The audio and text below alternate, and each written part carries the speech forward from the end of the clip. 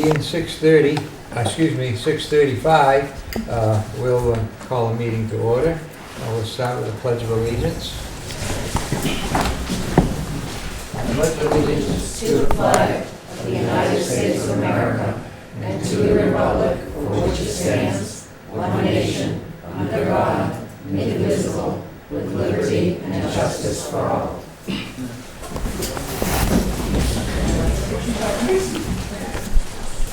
Our chairman, Roger Menard, will not be here tonight due to medical issues, and so you got to put up with me.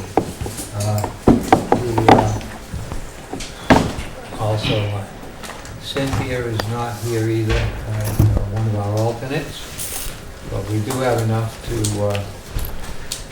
hold a hearing. We'll have 5 people, so we will continue with that. I do want to let you know that under the law, this meeting is being recorded. I would also ask, when it comes to the Just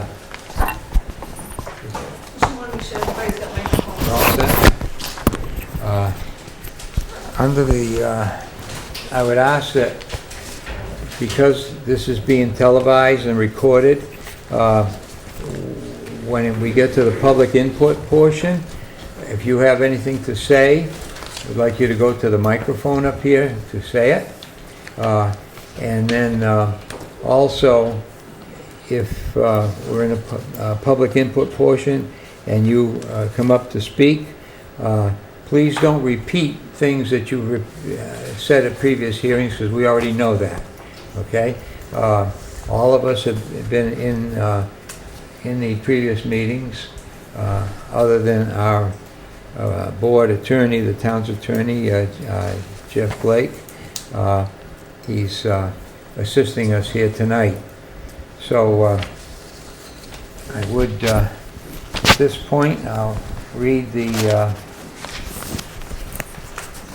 appeal, so you all know you're in the right place.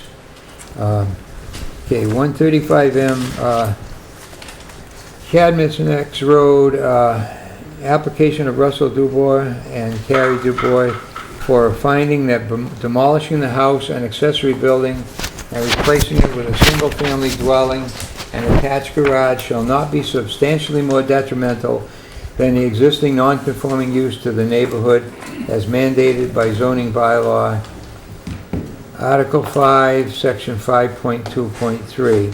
The subject property is located at 135M Cadman's Neck Road, Westport, Mass.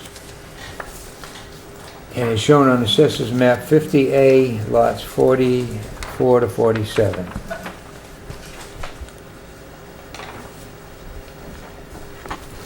This is not a bomb. This is my hearing device so that I can try to hear better, especially since I've got one broken hearing aid. 6 to 8 weeks to replace it. So anyway, what I'd like to start out with is the applicant, if you'll come forward and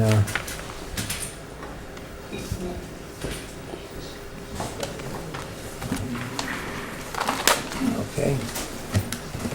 Would you prefer that this be here or something over there where folks can see? Well, it? I want them to see it, but you'll have to be climbing, and then you'd be away from the That's okay. the microphone, although we do have a small mic here that we could kind of aim in your direction, so. If you Yeah. want me to sit. Well, actually, if you just spun that around a little bit, right about there, behind Maria's desk, even a little bit farther, can you all see that? No. No, can you just turn it just a little bit, because we can see it from here.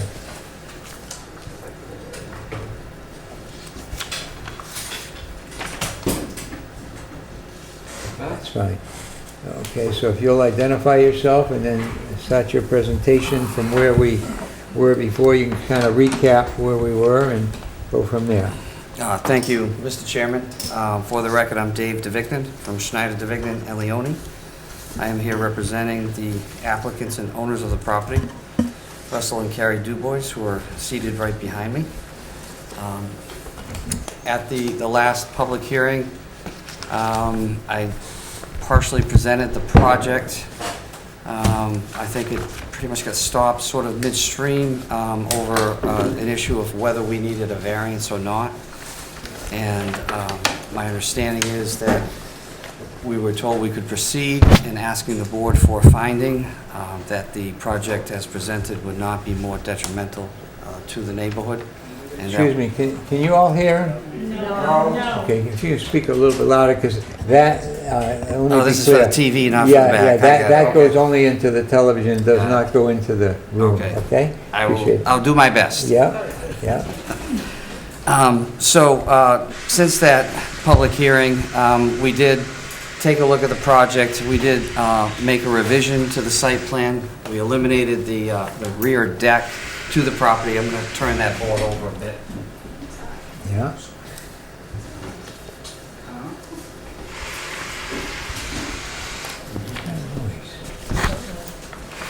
What is that noise? It's another hearing aid troubleshooting. Oh. 1 second, sorry. So since the last hearing, we have eliminated the deck on the water side and replaced it with a pervious patio.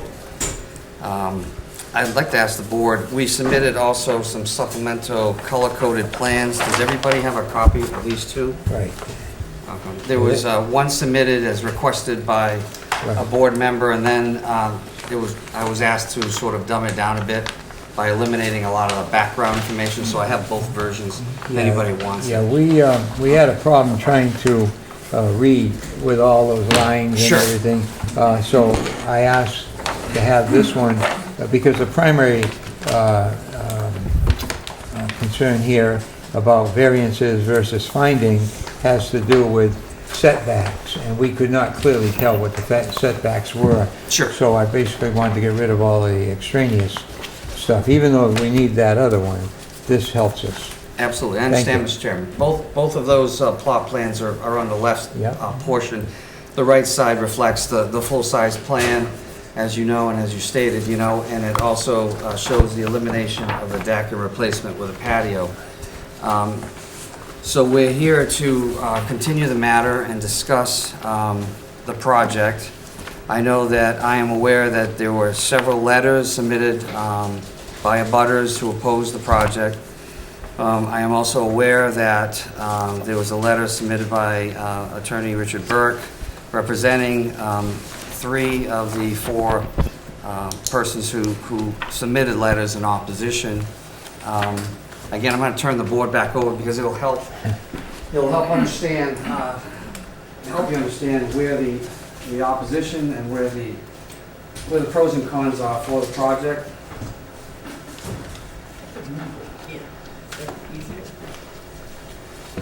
I don't think there is Maria in the way? Should she move here? Would that help? And she can go home? No, we don't, we need you here. So I'd like to go through the opposition letters.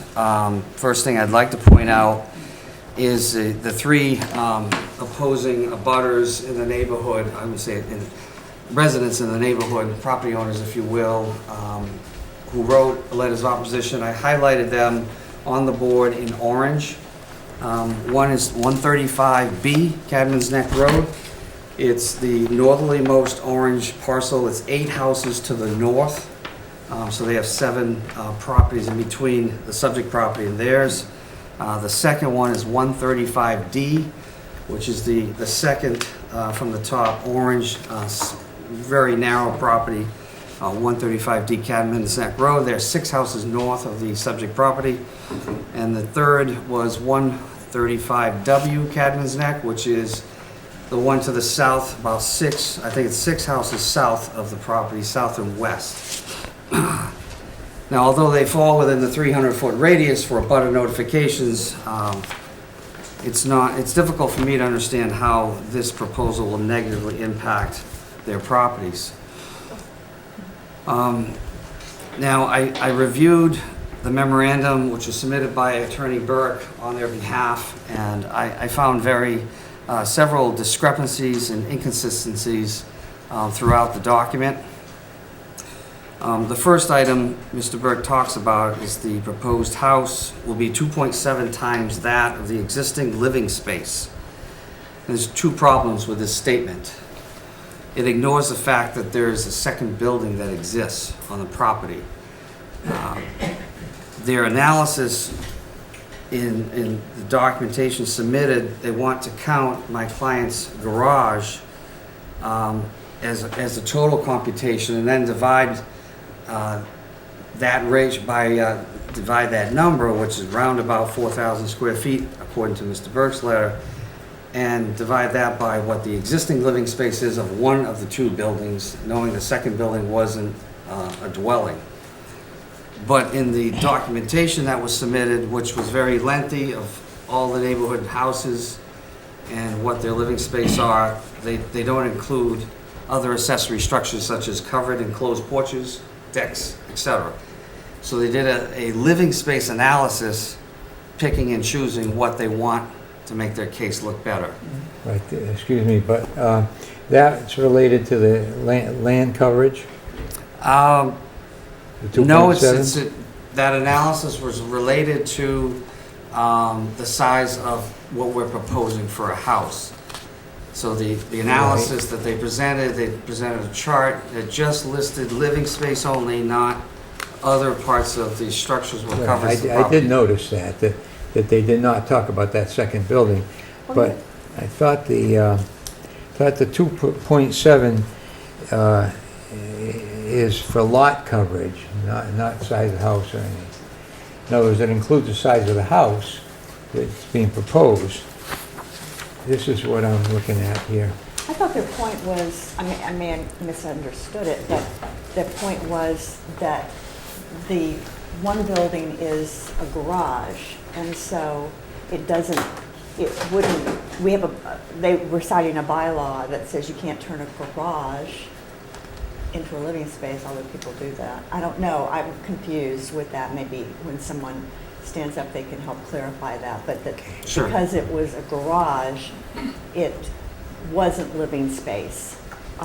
So therefore, it didn't count in terms of what you're talking about, expanding the living space.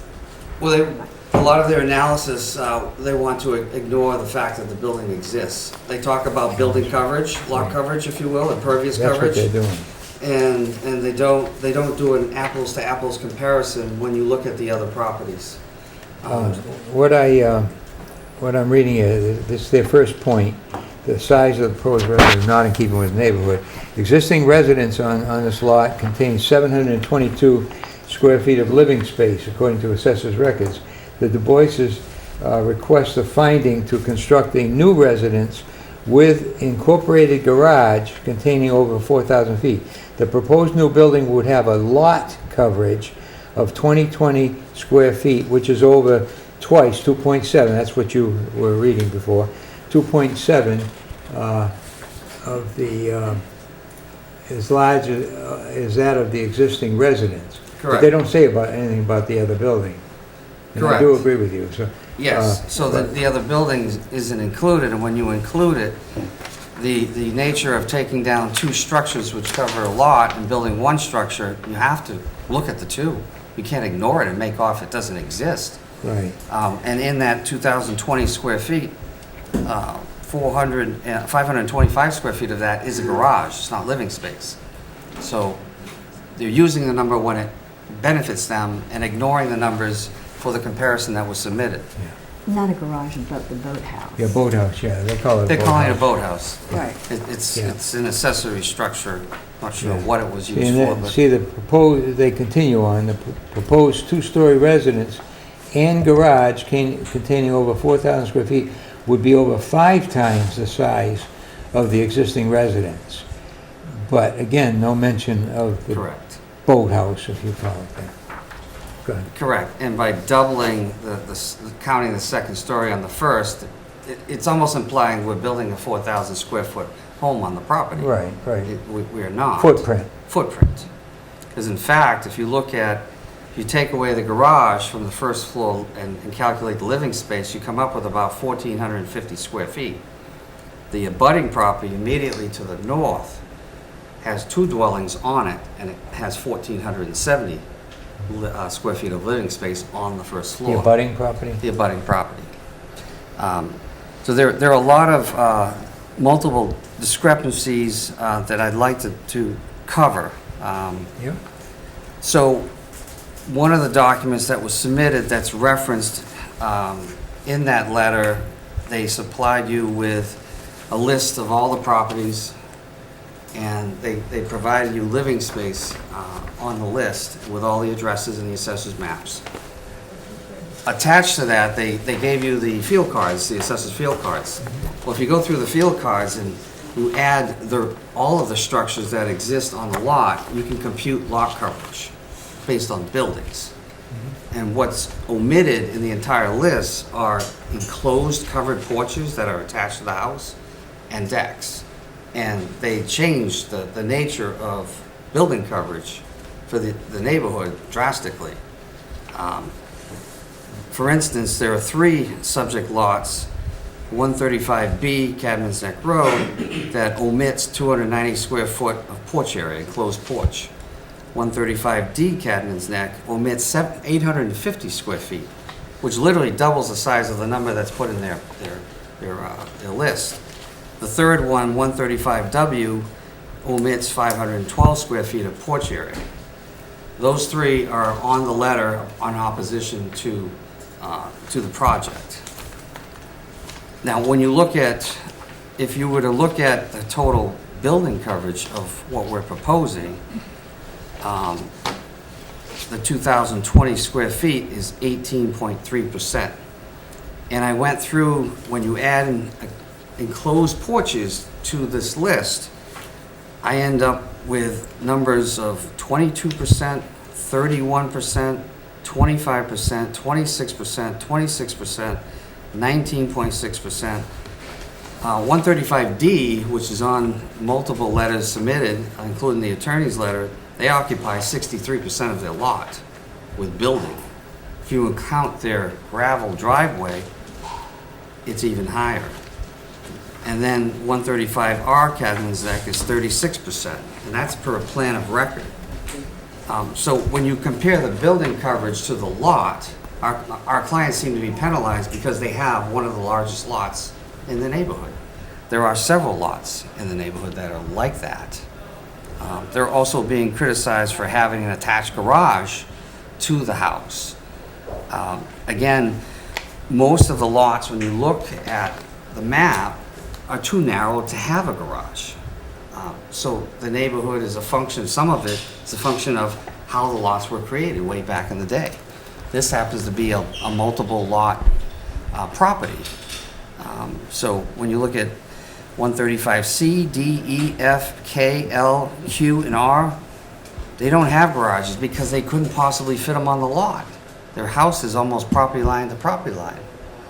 And there are some lots that are large enough to add garages later. Am I to believe that they're going to put deed restrictions on their property so they don't have a garage? The whole garage analysis made no sense to me. The other topic within the letter was view corridors of the river. And to the best of our knowledge, there are no view easements that exist on this property for anybody. Furthermore, the view that this house may alter is of a property across the street which they own. So there are no properties that are impacted by the construction of the home. Furthermore, we're talking, and so at this point, we're talking about a walking by or along the road easement. I've never heard of such a thing. But more importantly, the analysis within the attorney's letter talks about how the existing house is going to take up double what the river view easement, what the river view is. It's completely false. When you take the width of both buildings, you can't ignore the second building that is blocking the river. When you take both buildings and add them up, left to right and left to right, they come up to 38.5 feet. When you take the gap that's available, when you take the gap of what's proposed, you know, it's only a 3-foot differential. The view gap from the The road view to the... gap, we're to the changing river. it, Yeah. but it's, you know, let's just say it is relevant, even though I say it's not. When you take the gap between the left side and then what's in between the two buildings, you add up a number, and you take the two buildings and put them together, and now you have a gap on the left and the right, it's literally a 3-foot difference. And we have no view bylaw. Correct. We usually don't take that into consideration, correct. correct? We have no bylaw. We don't. The other item of interest in Mr. Burke's letter is a suggestion that we don't comply with zoning bylaw 6.2.4.b. And the statement within the letter is misleading. And I'm going to hand to you a copy of the bylaw, which I highlighted. And the statement talks about a 15% maximum lot coverage or 2,500 square feet of impervious coverage within the Aquifer Protection District. And pretty much the statement ends at that and says the board should evaluate that, maybe even perhaps slow down the process, delay it, make sure we comply with it. But it fails to say the rest of the statement on page 42, which says, unless a system for artificial recharge or precipitation is provided that will not result in the degradation of groundwater quality. Okay, our project proposes roof runoff recharge. It was there from the beginning. So we are taking the roof runoff and putting it into the ground as we're required to do. Did you say earlier that you're replacing the patio that was impervious to pervious? We call it out as a pervious patio, and if we put pervious pavers, those absorb the water. It's not considered impervious. That was the intent when we put pervious patio on the plan. We took the deck off the equation and Or maybe it was changed the it. We deck. reduced it in size, and we put it as a pervious patio. Okay. But when you take into account the remainder of that line, we are adding roof runoff. We have, and I believe we're required to under your stormwater bylaw, and that has been reviewed by the Board of Health. Furthermore, we've added denitrification and put the septic system on the other side of the street, outside of the 200-foot riverfront boundary. So as far as water quality, we're doing the maximum extent that's feasible. Perhaps this is a good place for me to inform the public that as far as the aquifer protection, which is what we're talking about in terms of runoff and so forth here, this board does not get involved with that at all. We do want to know about it, but in the end result, if they don't comply, anybody, whether they come before us or not, if they don't comply with the provisions of pervious versus impervious materials, the proportion of your lot that you can have covered, any of that, they cannot go forward with their application. They cannot go forward with their actual building because they don't comply with it. Same thing with any of the Board of Health rules. We don't deal with that. We deal with zoning issues. That's why we're the Zoning Board of Appeals. So I just want to let you know that that's not something, we may take notice of it, but it's not something that is a deal breaker one way or the other for this board. There will be with other town boards. Go ahead. So one thing I failed to mention that I should mention is there was a memorandum submitted by the applicants with a list of property owners that support the project. I didn't want to make a mess of that map on the board, but there are X's in blue of all the properties that have signed, and I'm actually missing 2 that became aware this evening. But the yellow represents the subject property, and we have an X on 135 QRS, QRT, U, V, S over here. N is part of the endorsement. I, the 135I and 135C, have also endorsed it. So we have up to 10 neighboring residents that support the project. There are other comments that were made in some of the submissions relative to the riverfront area and the Wetlands Protection Act. I don't believe that's pertinent to the review by this board, and the project has been vetted and approved by the Conservation Commission. And the project has been reviewed and approved by the Board of Health. There are some comments related to number of bedrooms and things of the like. And again, both boards have approved the project. So in closing, I'm going to turn it back over to the site plan and point out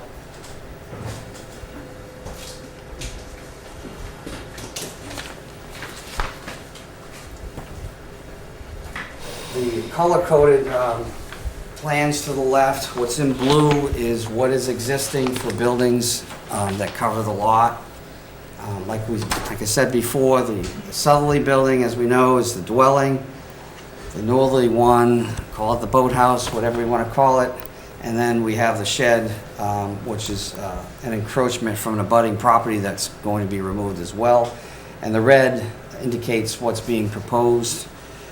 The project will improve setbacks towards the street. Right now we have an encroachment of the dwelling itself actually is located within the layout, and we're pulling it away from the layout, and we're holding approximately 15 feet from the north boundary and from the south boundary. I think it's about 20.7 to the bulkhead. So that is the project. Which was the last boundary you just mentioned? The setback. The south? To the south. Yeah. Yep, even in the color coded, the dimension ends up within the blue footprint, but it is there at 20.7, Yeah, which matches the site plan, which is actually a little easier to read. right. But the So new one is, the new one is going to be 20.7. oh, that's a 20.7, yeah, That's okay. the doghouse type bulkhead. Where it actually was virtually nothing or actually encroaching on it. Yeah, the overhang actually went over, it on goes the over the original. lot line to the south, and it goes over the lot line to the street in this corner of where it exists now. Now, that's the property that they intend to live in while this property is That's being correct. improved. And then at some point, that will be demolished. Yes. Okay, that's Prior the to an so-called occupancy, boathouse? Is that the boathouse one? No, that is actually. It's the opposite one, okay. Yes. The boathouse would be demolished Yeah. immediately upon receiving a building permit Yeah. and a demo permit. So the boathouse is going where the main structure is going to be rebuilt, That's correct. It's Okay. going over that footprint. okay? Are you- So that is everything that I wanted to mention. I'm not sure if Mr. and Mrs. Dubois would like to make any statements at this time or reserve their right at a later time. That's fine. I'd be happy to take any questions from the board at this time. Okay, the board members have any questions? Any comments? Just for clarification, Yeah. we're talking about dealing with, in this part of the meeting, we're talking about dealing with a zoning variation, zoning exemption, is that what you? I'm sorry, zoning variation What's what? the point of this meeting? What's the reason for having this meeting? It's a finding. We need to do a We're only finding. talking about a finding, right? We are only doing a finding. Right. We've had no evidence shown to us at all that it would warrant a variance. It would warrant a variance if, for example, they already have a non-conforming I just wanted to setback. clarify that there's a lot of people here who may think that we're giving a zoning variance. We're not. No, We're giving a I'll make that finding. clear. And, okay. Okay, but you had no other further question about that, right? You're all set? Because they had a non-conforming structure in terms of front setback. Yeah, I read all the correspondence Right, from. I'm explaining also that. They had already, in the existing building, they have a zoning nonconformity. The bylaw requires 25-foot setback from the road. They had, from what I could see here, a 7-foot setback from the road. They are now actually moving that back toward the river a little bit, so they're going to be even less non-conforming the way I see it here.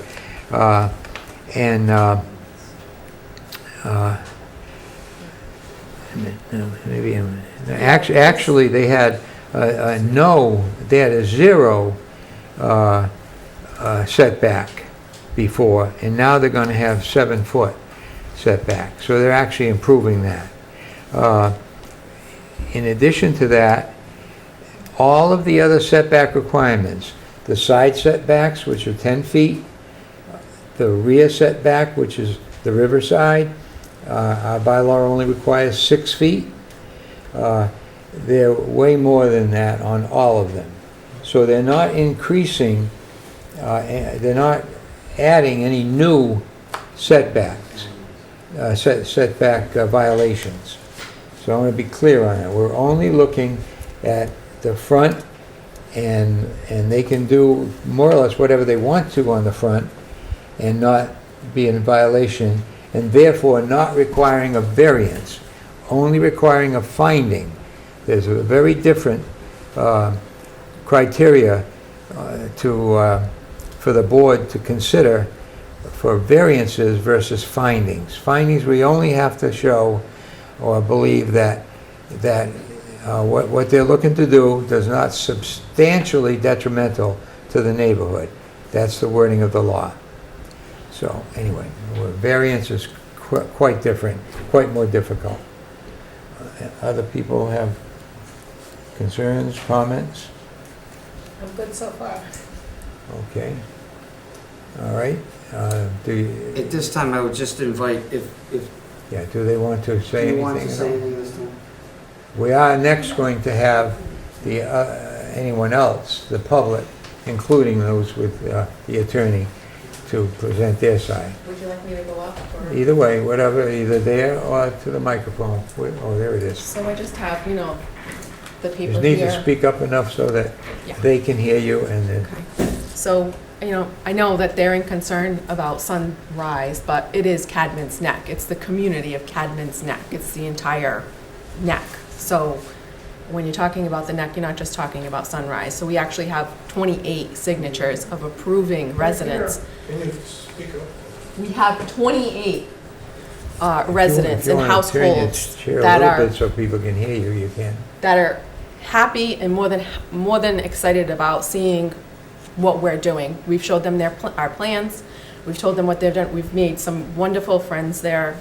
We love the area. We love where we live, except for all of this, opposition.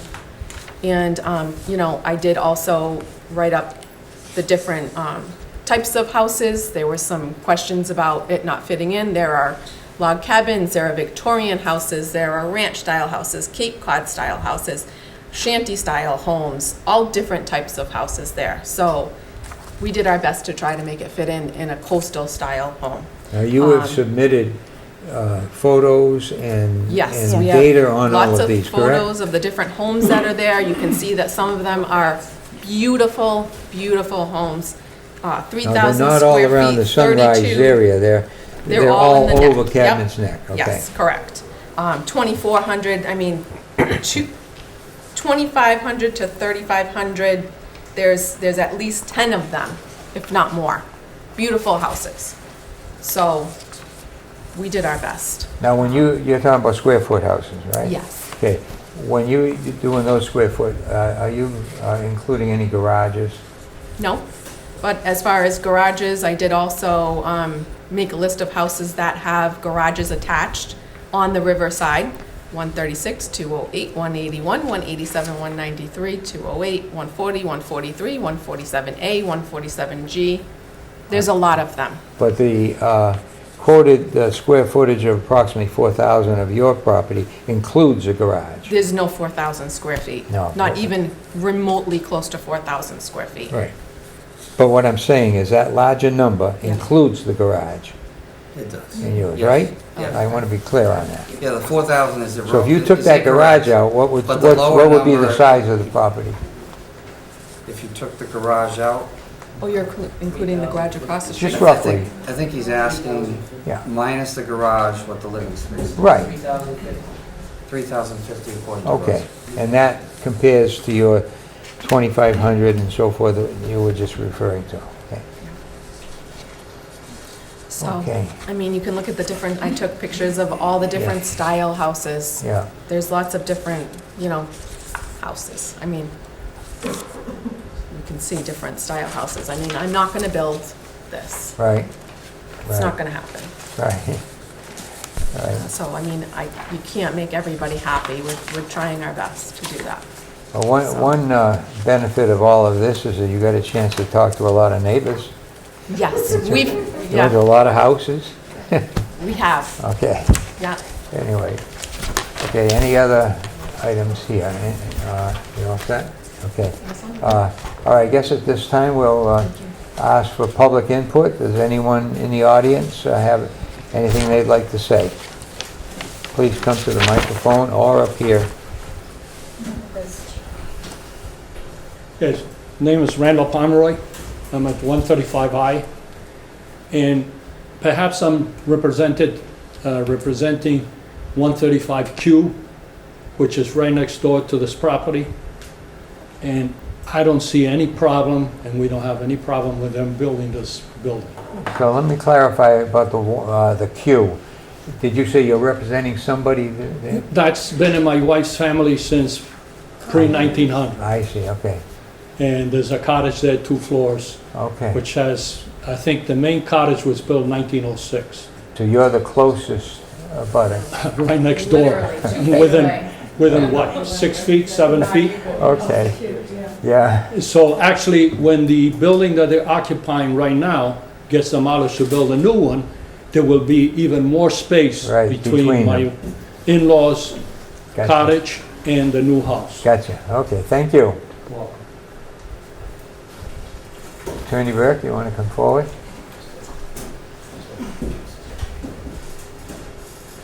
Thank you, Mr. Chairman. My name is Richard Burke. I'm an attorney with Beauregard, Burke and Franco in New Bedford. I represent Emily Hopeful and Senta Burton of 135B, Cadman's Neck Road, which is on Sunrise. Also Robin Alt and Peter Wohler of 135D, Cadman's Neck, and Elizabeth Grossman of 135W.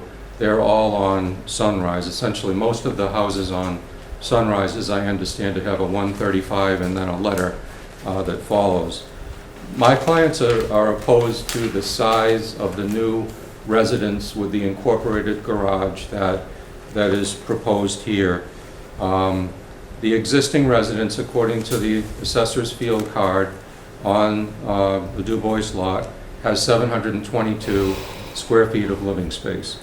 As we said in the letter, we were very clear. There is a second building, as Mr. Davignon pointed out, that is not a living area building. We called it a boathouse. We're comparing the residence that they have now to what they want to build. And it is true that what they want to build has a garage, but it's an incorporated garage. The garage has a second, well, the whole building has a second floor, and part of that second floor, as I understand the building plans, is to build over the garage. So the description indicates that the new residence will have a lot coverage, an impervious area just for the new residence, including the garage, of 1,975 feet. That's the first floor, and then there is also going to be a second floor. So that's where the approximate 4,000 square feet, if you want to look at it as a cube, I realize that whatever portion of the first floor of the incorporated garage people don't live in, but it's one big structure. And my client's concern is that the historic nature of this neighborhood, and I think it is important that the board note that Sunrise is a private way, unlike Cadman's Neck Road, which is paved, and as I understand it is a public way. Sunrise is a private way. It's a gravel road, it's narrow. It is not a public road. It is maintained by the residents, and it's the type of area where people do like to walk, and it was historically the Westport camp meeting. It was an area that people originally had tents, and then those tents grew to smaller summer cottages, like the one that the Du Bois have now, and the ones on either side of their property, and the ones along Sunrise. So in that respect, the size of the house that they want to build, my clients feel is just going to completely change the nature and the view and the perspective of Sunrise and that portion of this gravel way that historically dates back to the camp meeting ground. When you look at the 722-foot house that they have now and the impervious area of their proposed new house of 1,975 square feet, that is 2.7 times what they have now. And the square footage of the cube structure of their new house and their garage, we said it's about 4,000 square feet, including the garage. If you compare that to their existing residence, it's 5 times as large. It's a significant increase on the size. And if you look at the lots that are along Sunrise, you can't really compare them to the ones that are on Cadman's Neck. They're much smaller. Most of the traditional houses are narrow and they point toward the river. It's the same issue with the width. I know Mr. DeVignan said, well, you know, there's 2 buildings. There's a house and then there's a non-residential boathouse structure. But when you build a 46.5 foot wide single structure, that does change the nature and the look of the neighborhood from the structure, the house that they have now, which is half that width. It will affect the view and the perspective of this historic neighborhood, which dates back to the 1870s. On Sunrise, we gave you, with my letter, this chart, which you've looked at, and I'd like to also, I don't know if what you had I have the assessor's map, if I may present that, Mr. Chairman. I know Mr. DeVignan probably has it up here too. Right? I just have a couple to pass around, if I may. This is from the assessors, and it shows Sunrise. And the chart that we gave you is all of the houses that are along Sunrise, the gravel way, focusing on Sunrise, where this property is and where my clients live. And we attach the assessor's field cards from the town records, and on the chart you can see what the square footage of the residence is. We're not taking into account accessory structures, we're just trying to compare a residence to a proposed new residence. And when you look at what exists along Sunrise, what you see is that most of the houses on the chart that I think you all got from me, that we made with the field cards attached, they're under 1,500 square feet. Many are under 1,000 square feet. So, and that would be in keeping with the house that's there now that the Du Bois have as well on Sunrise. But what they're proposing, incorporating the garage on this 2-story structure, is 4 times as large as many of the other homes there. And that's the nature of the concern that my clients have. Now, the Du Bois, in their petition that they submitted, they said, well, there are other large homes on Cadman's Neck, but that's not Sunrise. I could pass this out as well. Dave, I have one.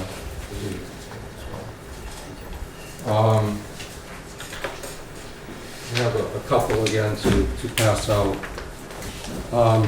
The residences that the Du Bois want to compare their new house to on Sunrise, that they say are, you know, in the 3,000 to 2,500 square foot, just for the residents, not counting accessory structures. They're not on Sunrise. This is the town assessor's map, and the assessor's map refers to it as plot and lot number, so the Du Bois referred to it by street lot numbers. And again, as I said at the outset, along Sunrise, as with my clients, it's 135A, B, C, D. Those are the Sunrise generally. And you'll note that the residence addresses that the Du Bois are referring to as comparable to the size of the house they want to build on Cadman's Neck. Well, some of them are on Cadman's Neck, but they're all on the paved section of Cadman's Neck, and they're quite a distance from their property on Sunrise. And if you look at them, they're also, not only are they on a paved public way, but they're on much larger lots, and they're usually, in most cases, they're set back quite a ways from the road, as you can see. I tried to put on the assessor's map where all of the ones they compared are to, and they're in yellow.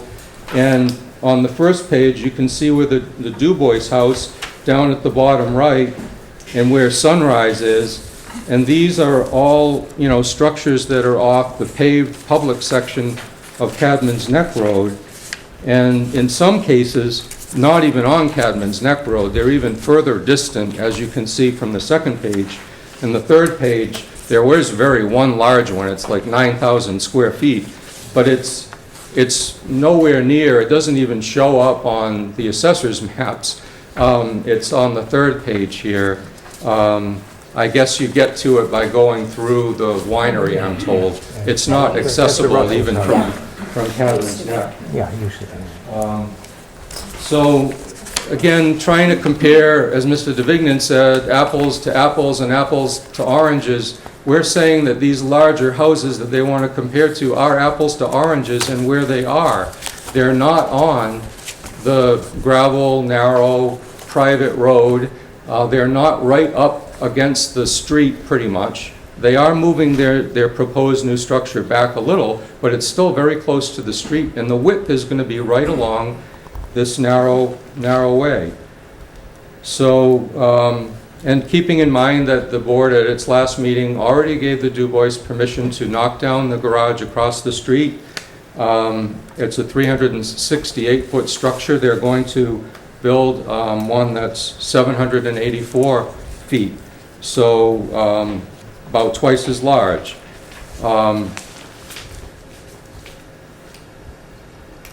know that there was an understanding, and in many years people thought, well, if you're going to build on a non-conforming structure, build on the foundation. How is what you're doing related to the foundation? Well, I understand that isn't necessarily a requirement for a finding, but I would urge the board, and certainly listen to town council, but this is a discretionary decision. It's up to you if you think it's the right thing to do.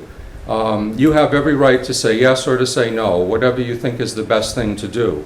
It's within your discretion.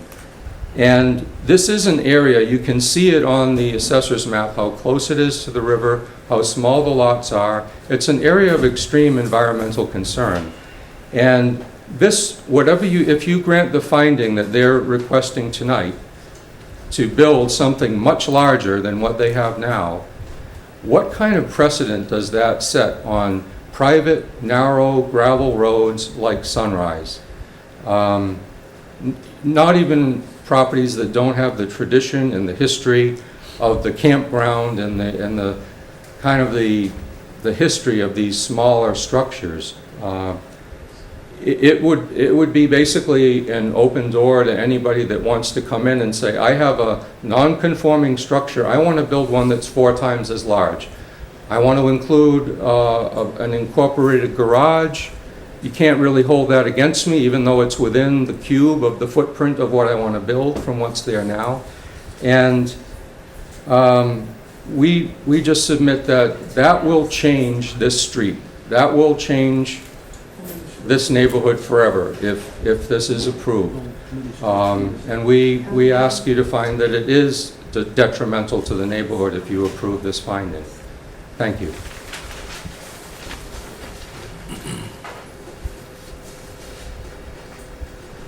Okay, any comment? I'm going to take this off so I can be heard a little bit better.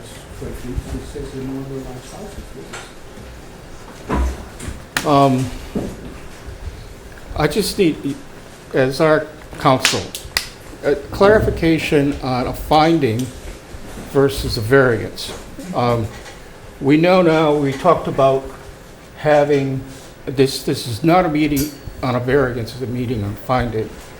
And the fact that the existing structures are non-conforming is a fact.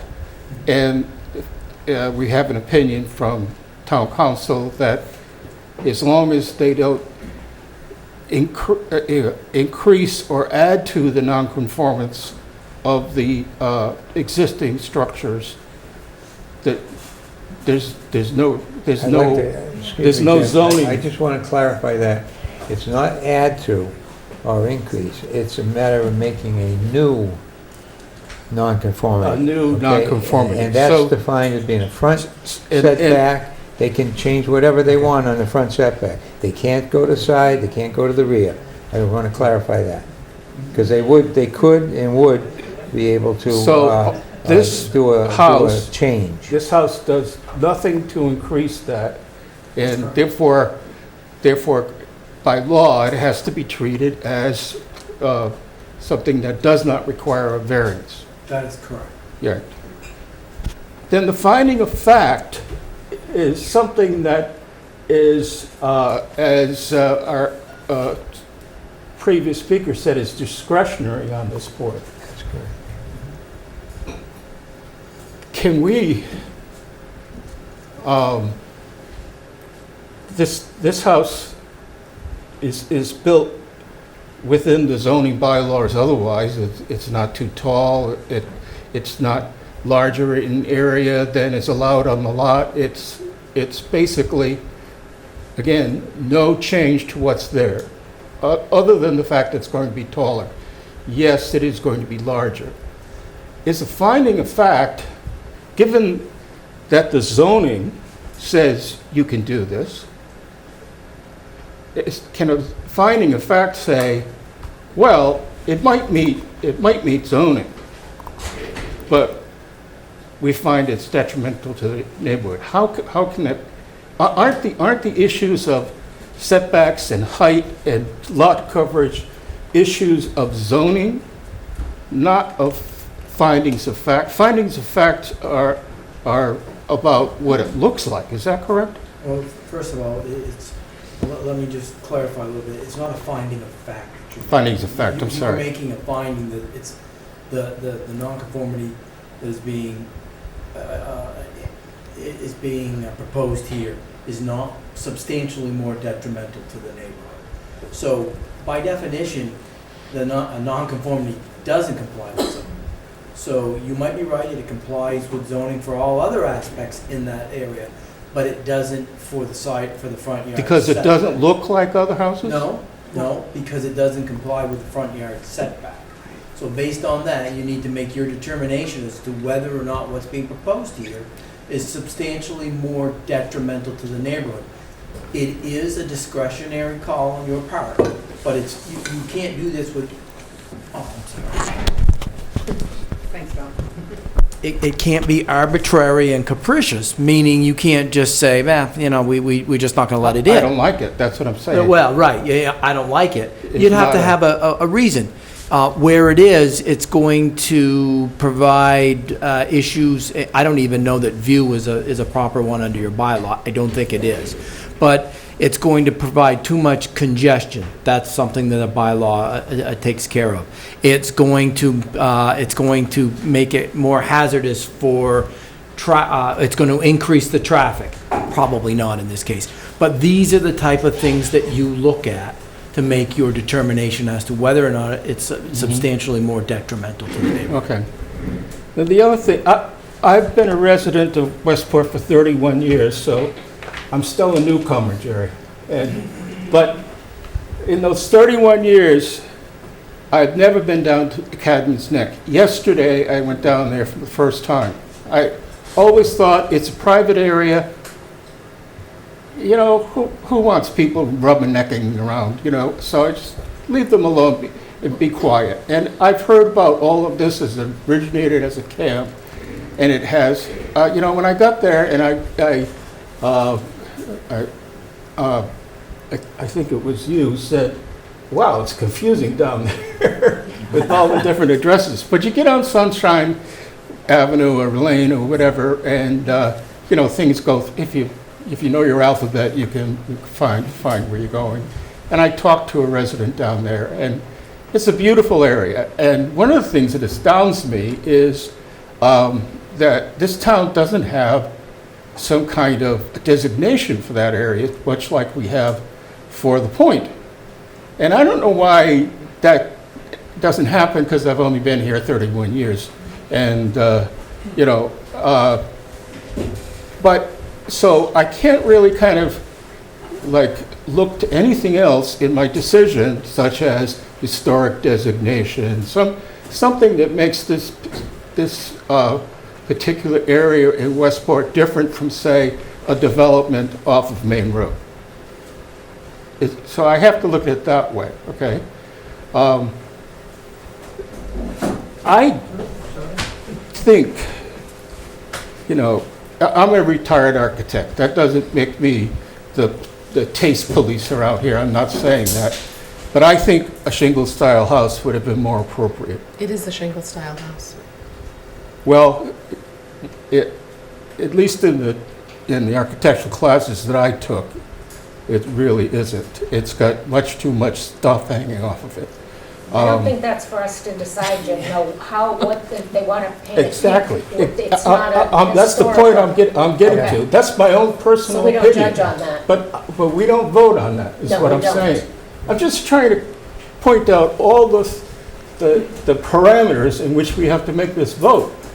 It's a vote based, on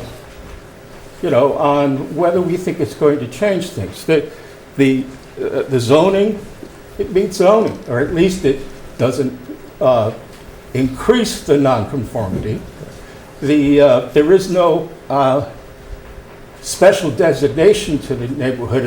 As beautiful as Sunrise Lane is, it's not a historic area, is it? No. So on what do we base our finding if we are to find against this? And I'm saying, what is it? Yes, it's too big, but it meets zoning, right? It's not my definition of single style, but it's somebody else's, so I can't really say anything about that. You're not an historic, all of these things I keep coming up with, how am I going to vote for this? And all I have is what is in the zoning bylaws that tells me what to vote for. So if there's anyone else on this board who has some insight that I don't have, I would certainly like to hear it. At this point, I'm saying to myself, maybe we could send them back to make the house plainer and more I don't agree with that. That's your taste. It's not what we're meeting here about. What I would like to recommend is that we hear from some more of these people, get their ideas because they live there, and then we can carry on with the discussion. Okay, then let's do It's that. very clear that this is a subjective situation, and it is with others. Very. Jim, I appreciate your trying to put some, trying to outline, give some framework for the decision, because it's very difficult, and everything that you brought up is something I've thought about as well. It's Yeah. like, how do you, so I appreciate your Okay. outlining that But for us. we want to hear from everybody, so go ahead. Okay. Pat? Am I speaking Identify into yourself this? and Okay. the address. Yeah, my name is Patricia Healy, and I live at 208 Cadman's Neck Road. However, I at one time owned property on Sunrise Avenue. That was I lived there for some 30 years. And prior to that, we had rented a cottage over at Shirley Street. Perhaps you know where that is, off Horse Neck Road.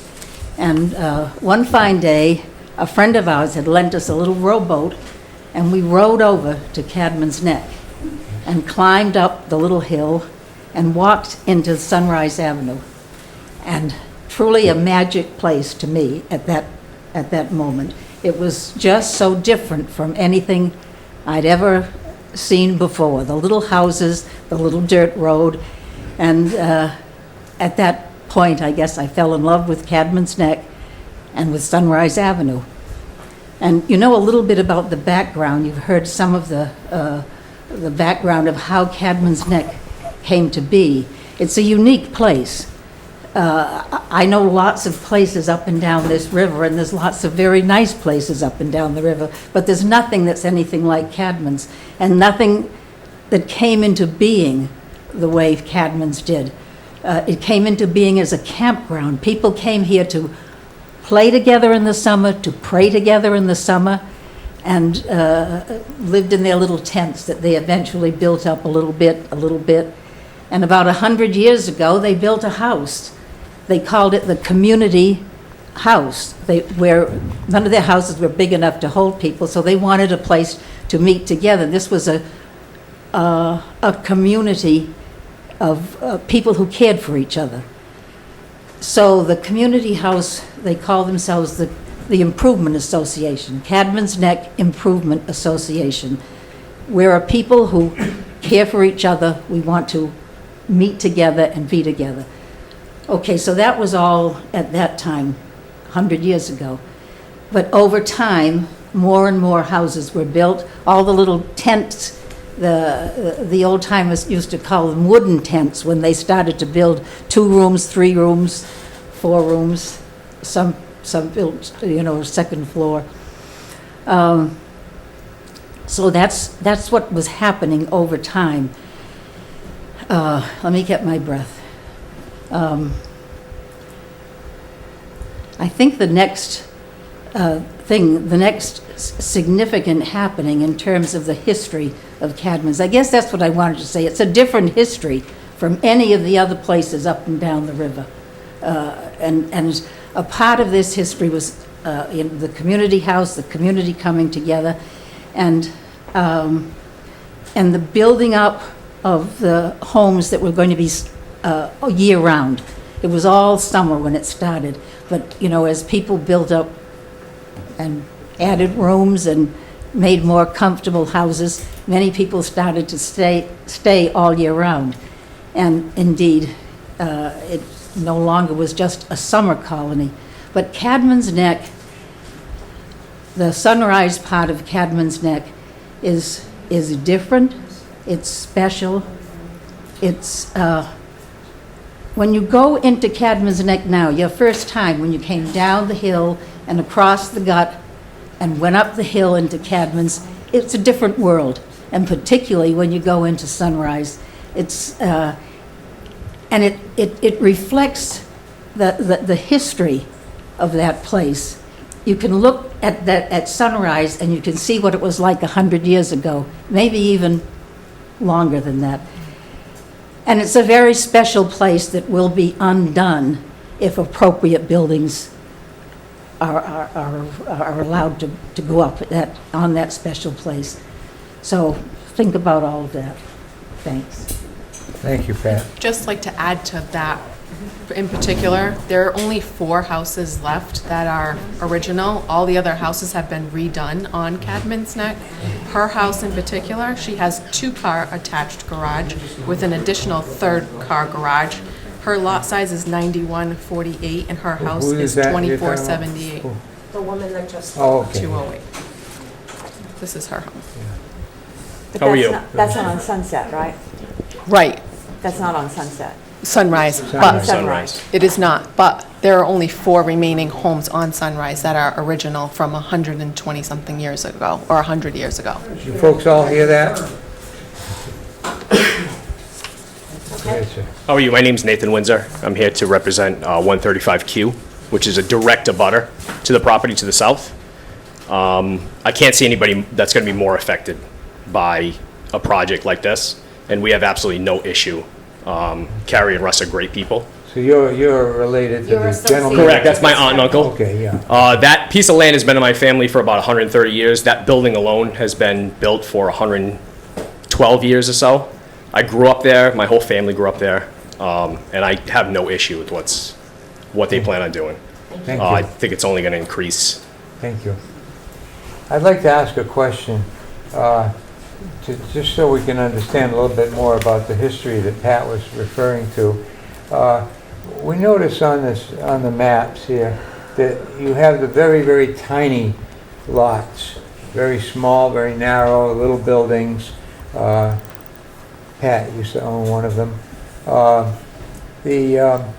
But then you have these relatively larger spot, and I happen to live in Petty Heights, and we didn't have a campground. Well, we didn't have a church-related campground. We had campgrounds down there, and over the years, these evolved and they became lots and so forth. And the lots were small, but then some people acquired multiple lots, and they became large. Is that what happened at Cadman's Neck, or were they always little ones and big ones? The people They that, evolved. the people that owned our particular lots, they owned a large fraction. It was him and another gentleman that owned almost the entire Cadman's Neck, I want to say, if I'm correct. And he slowly broke off pieces and sold them along the way. So that family has always owned this property since the history of it, since the tents and all that, late 1800s. So the daughter had the remaining 3 lots over there, which the boathouse was built for her as a residence. He built that for her to live there. She didn't want to live there. So it just stayed there, and it was called the boathouse because they used the roof from the boathouse that was actually on the water, and they built this structure. The roof is attached to that. That's why it's called a boathouse. But this was built to be a home for his daughter. So it is sectioned off upstairs, bedrooms, a bathroom, everything. So it's called a boathouse, but it was sectioned off to be a residence. So anyway, they had those last 3 lots and the lot across the street. She sold those together so that somebody could build a home there, what they wanted. Our lots are significantly wider than almost everybody else on Sunrise. So that's why we're able to build a bigger house, because our lot accommodates it where theirs do not. So that shouldn't be our fault. I'd like to mention another thing. It wasn't too long ago, probably within the last year or 2, I'm guessing, that we had another situation come before this board for, I think it was K. It was G and H, maybe? Was it what? G and H, or K is right next door to us, K and L. Yeah, That K and L, I house right believe. next door to us is a 2,000 square foot home, Right. and they're building an accessory apartment, which is 1,000 Right, that's square feet. why they That were is here. 3,000 square feet. This Okay. is also So 135. I guess my question is, where were all you people when that? Exactly. Good question.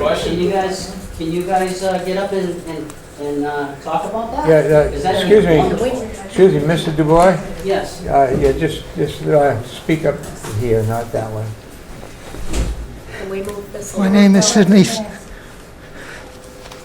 My name is Sidney Sundheimer, and I own 135 K and L, and we presented to the board last year. We bought a pre-existing house that was 135 K. We didn't own it. It had been vacant for 35 years. And we came to the board. It had a septic system attached, a community septic system. So we reduced, it had a two-bedroom septic system. We reduced it by one and requested to be it made into an accessory apartment. So we reduced the possible use of that lot. We could have come to the board and asked to rebuild it as a two-bedroom house, because we had a two-bedroom septic. And instead, we combined the lots and reduced it, but we didn't increase the footprint at all. You stayed with the existing footprint of a house that had been there for a long time. The house that they're discussing building is on 135 M, O, and P. That was 3 lots. And there was an easement in the center of those 3 lots, as there's an easement next to our property, 135K. The There's no easement. field card for 135M says this is uninhabitable. So that's where the boathouse is presently. That's listed as uninhabitable on the current field card. And it was never a residence, and we always knew as law that that was never going to be a habitable house. So, And that's a true statement, and that's happening. And it's Because they're gonna proposed to knock it demolish down, it. so it will never be a habitable building. So in your case, what you did, you didn't really change the structural looks or any, to any degree. You just made what was existing into a detached from your regular house. that's correct. Okay, well, I'm trying to understand some of this history. Yeah, okay, thank They were here you. last year. Yep. Thank you. Thank you. May I just interject? Yes, Pat. During the time that I lived on Sunrise Avenue, at that time, the person who owned the boathouse and the cottage asked for a variance. I don't know exactly what, I don't know, I'm not quite sure what variance means, but at any rate, we were, all of the people in the neighborhood were invited to come to that hearing.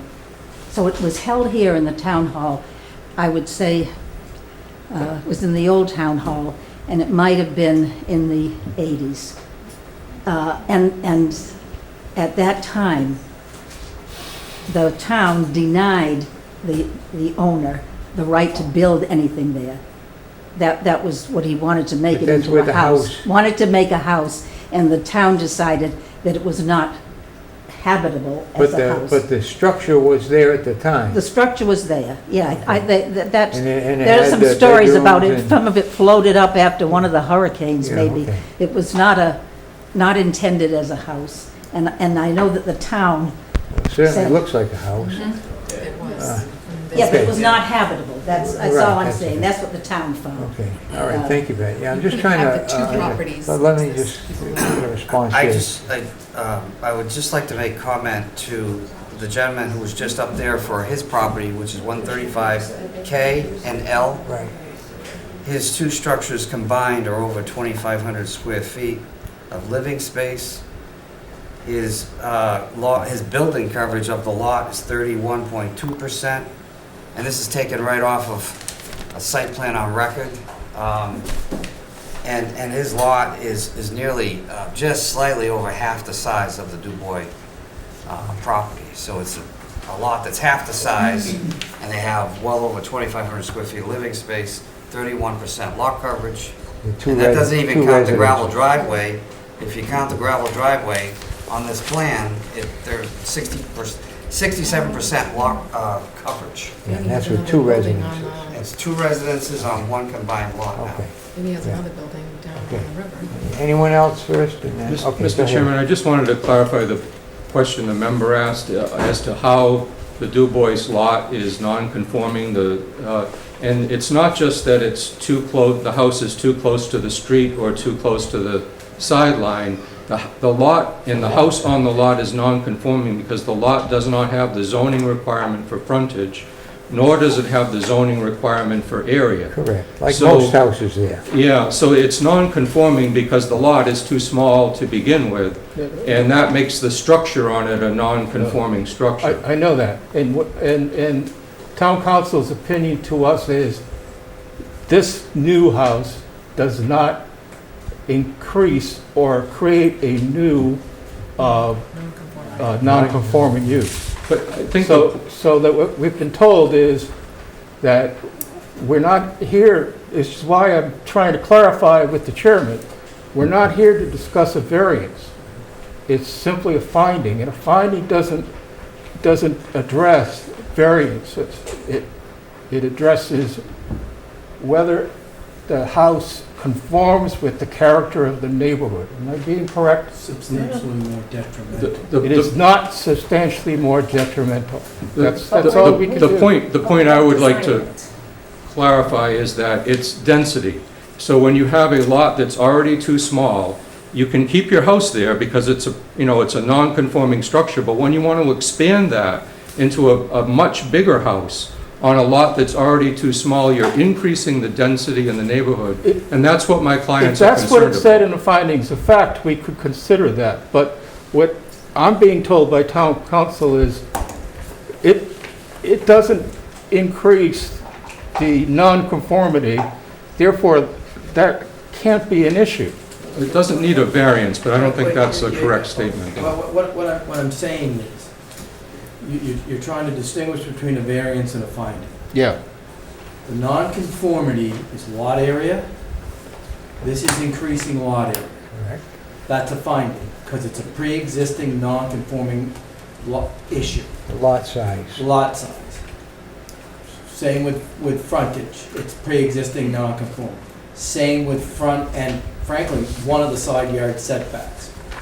So none of these are new nonconformities. They're expansion, they're expanding the existing nonconformities. Right. Finding. Right. If you went off to the, I think it's north, and you can correct me if I'm wrong, if you went off into the north setback, and you went from, is it 17 feet, and you went to 5 feet, you would then create a new nonconformity, a side yard setback, that would require a variance. Right, and that's what I'm saying, is that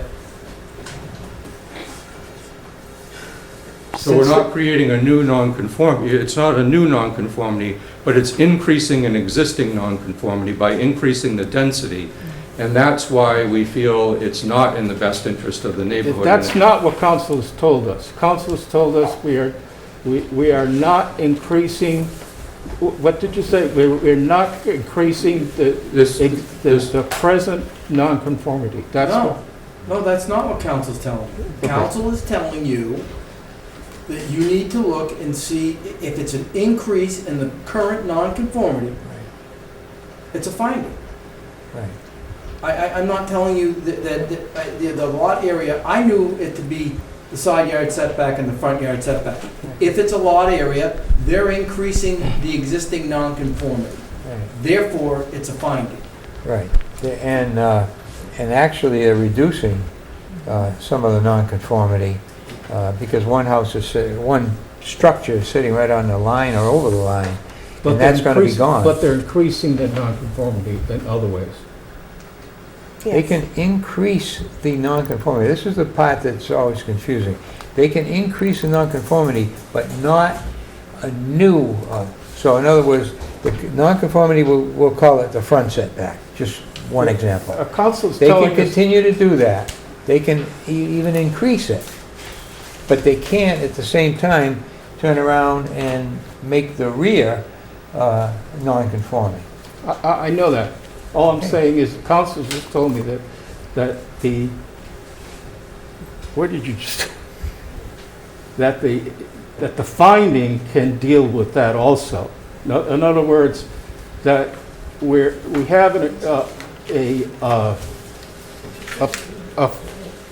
footprint which is larger than the two existing dwellings, Correct. okay?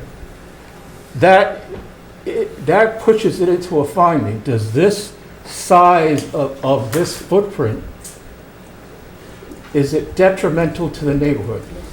I think we have to, when we vote on this, we have to be clear about what we're saying. And that's why I'm pressing this point.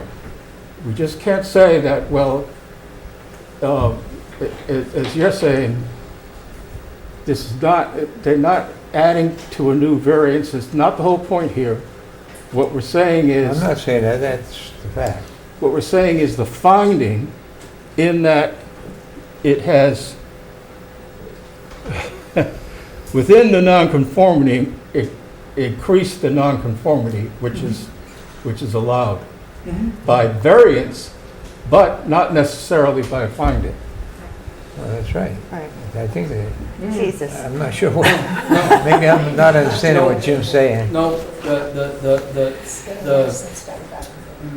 the increase in size is an increase in the lot coverage. I'm hearing this for the first time tonight, that doesn't meet the requirements of your bylaw for lot area coverage, that it's bigger. I don't know that to be true, and I don't No. think that's but this is I what don't council just said. I don't think that's quite And accurate. from when I walked in here tonight, I thought the two nonconformities were front and side yard setback. That's exactly what it is. Yeah. So, Attorney Burke, I- you were talking about the aquifer protection. No, I'm just saying whether it meets the frontage requirement of the zoning district and the lot size requirement for the zoning district. I don't think it meets either, is Well, my no, they understanding. don't. We know that. So that's, I think, what council is seeking clarification on. The entire neighborhood does not meet your zoning requirement, lot size and frontage. okay, so it is increasing, well, It's less non-conforming than what it is currently. No. What we're proposing. sure, if it creates a new nonconformity, which if it didn't meet it before, and it's getting bigger, it still doesn't meet it. It's Which one are we pre-existing- talking about? Which The one? lot size, the sides of the building. Oh, okay, yeah, Lot they all do. It's still an increase in the existing nonconformity. Correct. Which is a finding. Finding. The front yard setback is a change in the nonconformity. Right. And the side yard setback is a change in the existing nonconformity. Correct. So those are all findings. Right. If you are creating a new nonconformity by Right. pushing this building over to here, Right, or near the river. that would be a There. new, That's a variance. that's a variance. That's Right. right, that's right. Yeah, that's what we're trying to say. Yep. Yeah. Okay. Okay. So, Excuse me one minute. Okay, did you want to say I something didn't want to before the interrupt next? somebody. I wanted, since Mr. Burke talked about density, I'd like to respond. If- Density in the neighborhood or density on the Density lot? of the development of each individual lot. When you look at the house, enclosed porches, structures, you take the house, whatever's attached to it, and you do the numbers, I'm going to read from their own list, so they find these pertinent. 22%, 25.3%, 31.2%, which is right next door, 25.7%, 26%. So one of them is 63%. And we're Um, up Now, this is 13%. density on the lot. This is the density of the individual lots. So obviously, if you have a bigger lot, you have more flexibility. But if your lot is smaller, these are the numbers that come up. So that's density. Building divided by lot area. And I think that's important that Mr. Burke brought that up. we are well below all of those numbers that I just read. And a couple of them wrote opposition letters. 19.6% is 135W. They're opposed, but their density is larger than ours.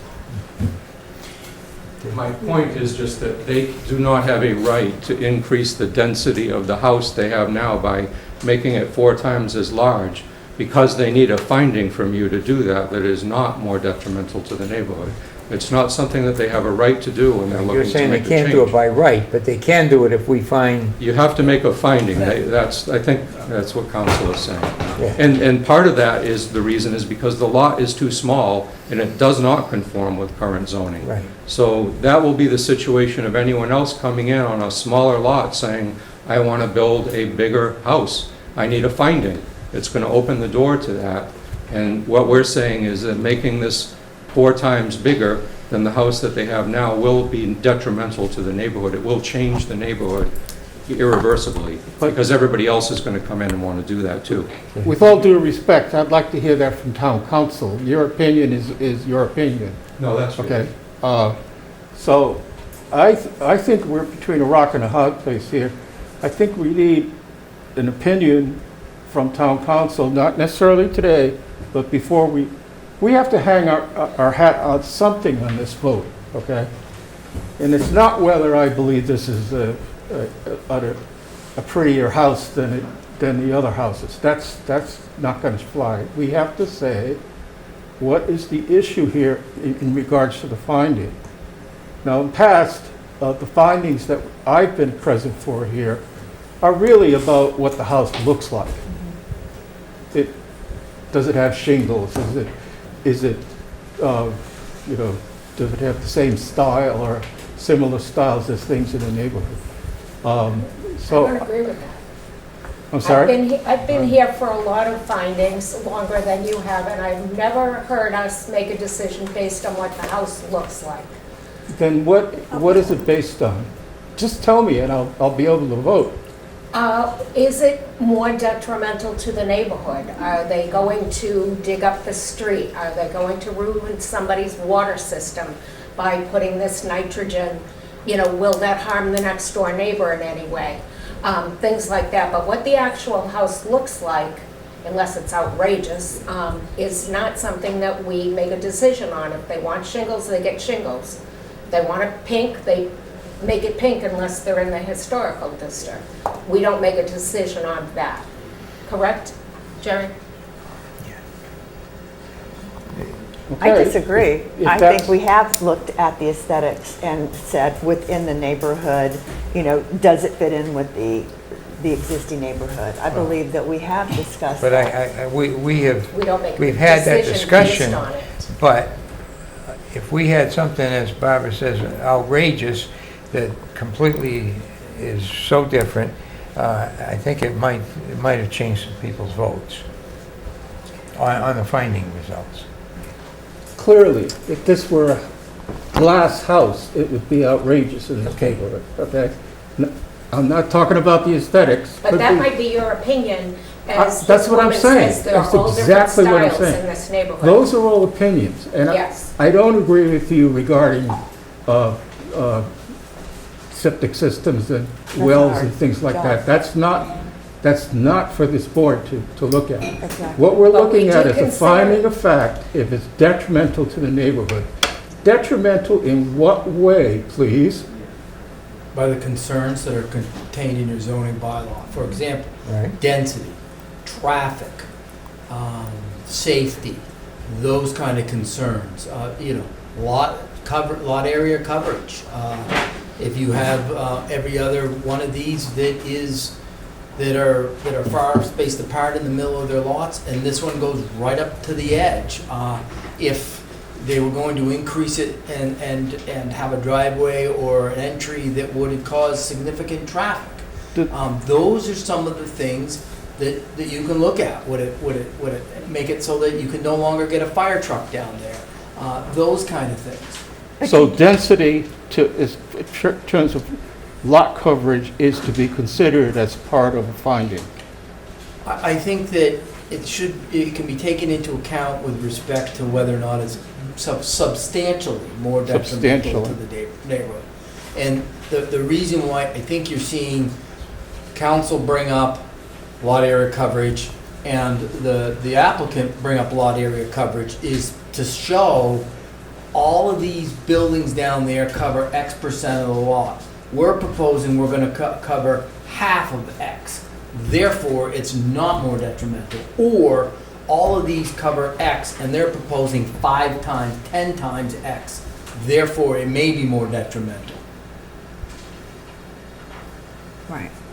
I'd like to move on, right here, please.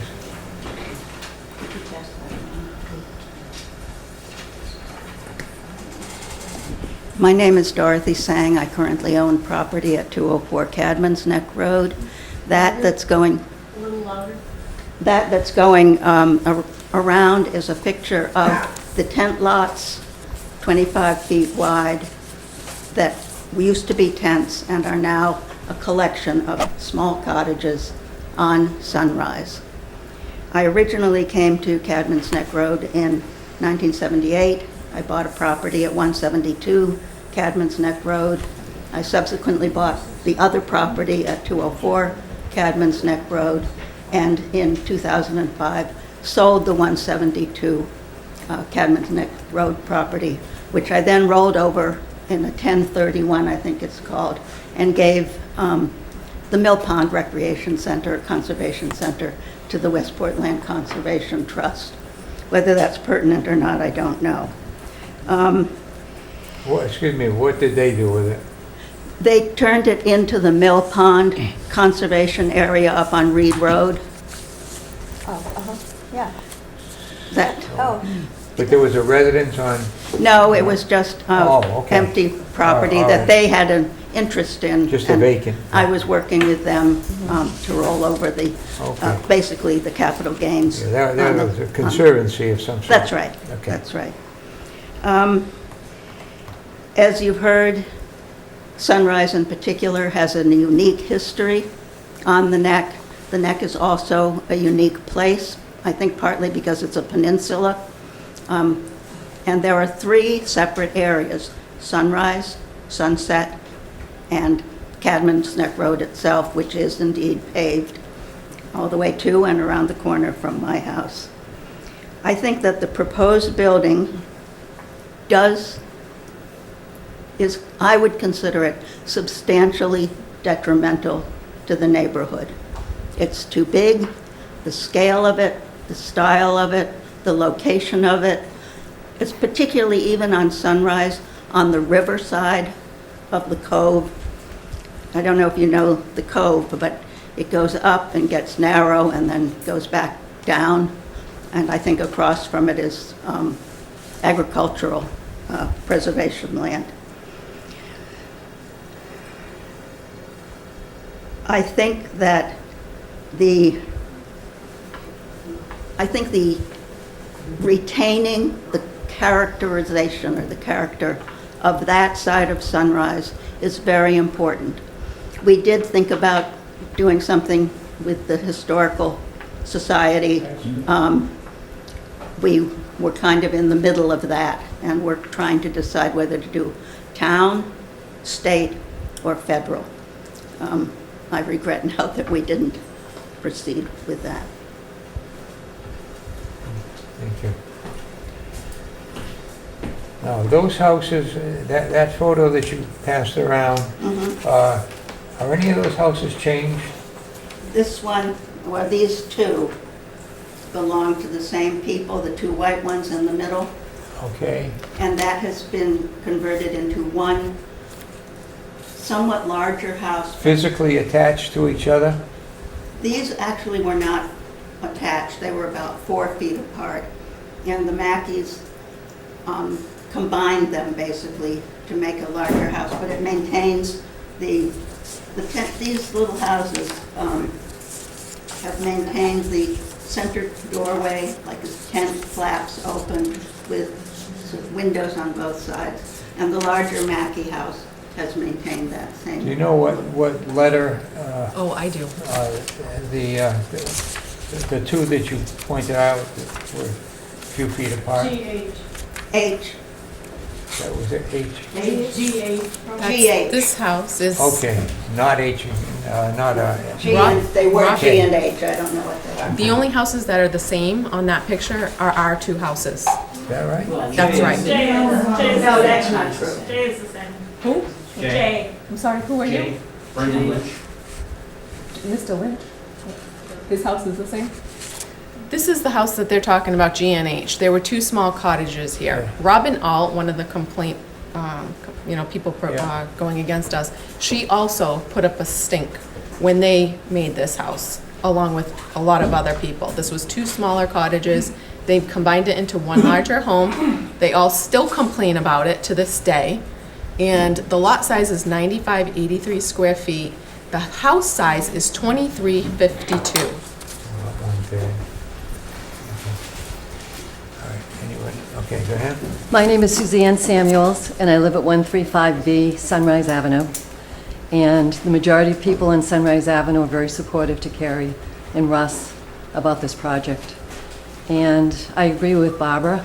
I don't think we have a right to tell people what they can build, what color their house should be. I made a lot of changes to my house, as a lot of other people have in the neighborhood, and nobody's ever said, you can't do that, you can't move a window, you can't put a porch on. So I think it has a lot to do with people having a very difficult time with change. Thank you. Thank you.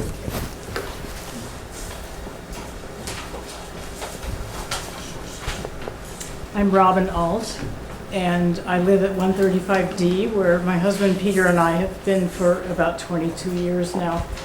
One thing I wanted to correct, can't remember, I think it was David who was talking about what letters had come in, and I believe a letter should have come in 2 or 3 days ago from my stepson Benjamin Lewallauer, who co-owns 135F. I didn't write a letter and send it to you, so I'm not sure why he mentioned D, but just wanted to clarify that. Hope you got that letter. So since learning about this sort of what felt like a really shocking reversal to us from a month ago. Okay, sorry. It sort of feels to some of us like the possibility of protecting what is most special. You'll have to excuse me, I can't read this without tears, but it's fine. The possibility of protecting our beloved area on Sunrise Avenue feels more tenuous with this new reversal of the no need for a variance. And since that last meeting, I've been asking myself these past weeks, what can I possibly say tonight at this hearing that could possibly make a difference? I'm still not sure what that is. People have talked about what's special about Sunrise Avenue. We live close together because the houses are close together. And the boundaries between the first cottage we had and the next one, we could almost reach out and touch the next cottage. My son was visiting recently. He lives on a big, huge lot in Illinois and lives in a big house. And he commented, and I'm trying to help everyone understand maybe why this is detrimental in our view. My son commented, this concentration of cottages side by side, as you saw in that picture, it only works because of the small footprints that have been maintained. The siting of all the cottages on these narrow slices of riverfront land, and they're mostly simple cottage design. So this atmosphere is pretty neat. As the many friends we know who walk by, often with their dogs, they enjoy it too. My grandkids call it cozy, and we love being here. As I see it, the problem is not the house itself that the Du Bois have chosen for their residence. The problem is trying to fit that house into the setting that they have chosen for it. You know that we're on a small graveled road, and the space of it, it simply can't embrace such a large looming structure that they are proposing. I think, in my mind, such a house will sort of stick out, kind of be in your face, dwarfing, not just in the size, but in the way that it will draw the eye to this 45, 46-foot span, the width of the house. It will dwarf all of the cottages surrounding it visually. I'm not against change. So many of the old cottages in our neighborhood have been modified, added onto, winterized, really to wonderful effect. Beautiful houses. Many people in the room live in some of them. I lost my place here for a minute. I think it's a good thing, and one of ours was originally 2-season, we made it into 3-season, and more will follow.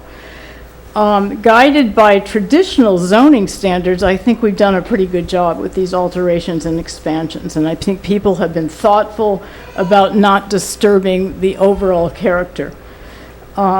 It seems to me that this new proposal of Carrie and Russ introduces a situation that is brand new to our neighborhood, a development that is so out of line, meaning just lines, drawing size, out of character with what is here, that there's no question it would contribute to the loss of the unassuming rural atmosphere of this place. That would be an irretrievable loss to us all. We've dreamed of passing on the experience of living on Sunrise Avenue to our children and grandchildren. But if there are no restrictions to constructing whatever it is, 4,000 square foot house on an undersized waterfront lot, a lot along with another across the road that apparently doesn't even contain sufficient area for the installation of a standard 3-bedroom denitrifying septic system. If that's the case, I would say that Sunrise Avenue, as we have known it and loved it for 25 years, that's us, is truly in jeopardy. Excuse me, I'd like to ask you a question. You mentioned the neighborhood. How do you define neighborhood? It's very clear that Sunrise is very different than almost any other place, only because of the little lots and the little houses. Yep. Right there. How do you define neighborhood? Well, for me- Cadman's Neck or as Sunrise Avenue? For me, Mr. Coutinho, I think it's probably a combination. Lots of people who live over on the paved side of Cadman's Neck love to walk down Sunrise. Some don't, but lots of people do on a very regular basis. One reason I love living there is that we get to walk Sunrise too, and then take the whole loop over to Cadman's Neck, and along the way we meet lots of friends. This has been a difficult process, a divisive process, and I hope it doesn't spoil that too. So the neighborhood, the immediate visual neighborhood that I'm talking about, that I feel would be basically start to unravel and be spoiled, I would say is Sunrise Avenue. But in a larger sense, the whole peninsula, the whole neck, it's just a great place to live. Because if we look at the whole of Cadman's Neck, I think that there's less of an issue. But Sunrise is very different. Oh, We're little, yes. 4 remaining little houses, I guess.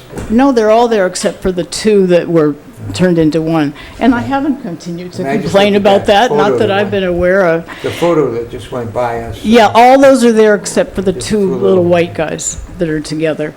I think Carrie and Russ's plan would do really rather well over on the other side with more setback and a bigger lot, and it's just a whole different Part of it. feeling, whole different feeling. Yeah, thank you.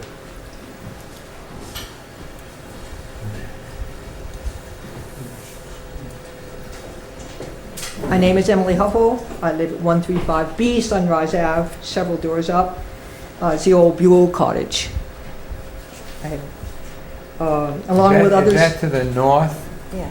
Correct. To the north, right? North, several. Somewhere where Cludia was in that area, where Ed Cludia was? It's the Ms. Buell. And northerly yellow highlighted.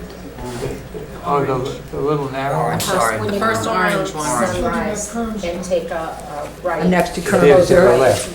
Right on the Okay. elbow. All right, Yeah, gotcha. just neighbor of Kerm Thank you. Dessert. And along with others here, I don't enjoy public speaking, but I feel it's important to speak up on this issue. I sense that many others are concerned, wish to keep the peace, uncomfortable questioning the plan, and not here tonight. I actually welcomed another year-round family. I thought it's very exciting. I would love to have, it's exciting to have Sunrise Ave and even the Neck gradually over time have more people coming as year-round residents. And I heartily agree that everyone has the right to build their home they want and they're entitled to their own taste. There's a big however. I have been taught over the years that with rights come responsibilities. We teach this to our kids, to our grandkids. For me, this involves a balancing act of showing respect to both individuals and to the larger community. The Sunrise Ave historic neighborhood, a former camp meeting ground, as everybody knows at this point, has small lots, all of which are non-conforming. Families over the generations have been steward of the neighborhood and the river. As one old timer here put it, we respect the rich history here, but we do not bow to it. The process of change is healthy and to be expected as homes are adapted from tents to cottages to 3- and 4-season homes. However, the demolition of existing structures in order to build an excessively large house and 2 garages is the kind of development that will overburden both the land and the river and damage our community as we know and love it. The proposed new building and incorporated garage will have a lot coverage, as we've said, 2.7 times as large as that of the existing residence.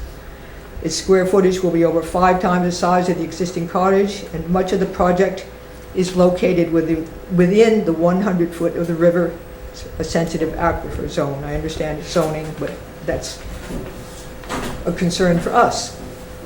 Any new construction should limit the footprint according to regulations, respecting our community's relationship to the water. So I respectfully ask the applicant and the board to reduce the size of the building and honor the scale of Sunrise Ave neighborhood. Thank you. Thank you. I think we should have sold tickets. Could have raised some money for the town tonight. Well, yeah, sold out house, right? Yeah, right, kind of. Okay, well, I'm not going to waste the board's time or my time. I have written out a long thing which almost Name and everything. address. What? What's your name and address? Oh, my name. See, I didn't remember I should that. have said that. Yeah. My name is Peter Wollauer, and I live and work at 135D Sunrise Avenue. And I make a note, as requested, I'll limit my remarks to what is new. Well, practically everything is new to me since last month, when it seems to me that what I understood were the rules and regulations got changed more or less overnight. But that's as may be. The whole discussion is making me a little bit nostalgic for my youth. I recall on my first days going to medical school, I was thinking, if this doesn't work out, I'll become a lawyer. But I think I made the right choice, I'm not sure. But it seems to me, and I'll be brief, that there are sort of really 2 conflicting issues here. One is the fine points of the law, which lawyers are, of course, trained to debate. And our lawyer has done well. This lawyer is certainly clear. That's on one side. And the other side is the question of what I call it, good faith, common sense, courtesy, respect, which, of course, I know is not the meat of legal training, and I know that only because good friends of mine who are lawyers have told me that they're not interested in justice, they're only interested in interpreting the law. Fine. So that's, I think, part of what the board is confronted with. And the other part is, of course, what's good for the community being discussed. And I know that when the Du Bois came, I wished them luck. I was hoping to be friendly. I know they said, well, they had studied the architecture and the format, and what they were proposing fit in very nicely with what the location they had chosen to build their place in. Well, even, I don't know what to call it, but they were sadly mistaken about that. I mean, it's hard to believe they even believed it because it contravenes common sense. The place that the structure they're proposing obviously is too large and doesn't fit in any sense with what is already there and what has made the community so precious, historically important and worth preserving. And not, as my wife said, just for us, but for our children, our grandchildren, and so on, that they should have this. Well, if you can build anything you want, wherever you want to build it, I could see the end of, it's the beginning of the end for Sunrise Avenue. And that's very meaningful to me and a very sad prospect, and also can make me pretty angry, which I'm going to contain tonight. Anyway, what I'm my next to last paragraph, which is all I'm going to read, I say a findings hearing may sanction demolishing existing structures, and regulations about footprints and grandfathering may be deemed obsolete. Yet, it is my opinion that it's possible to modify the size and facade of a planned new home in a way that does not completely upset and damage the atmosphere and character of a neighborhood that all of us deem precious and worth saving.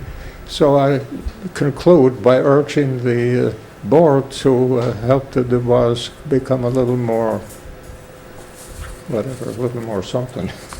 I'd like to ask you, where are you on that map? Where am I? He is with Miss Alt, who already spoke. This is her husband, I believe. Okay. So same Okay, house. right, yeah, okay, right on that same.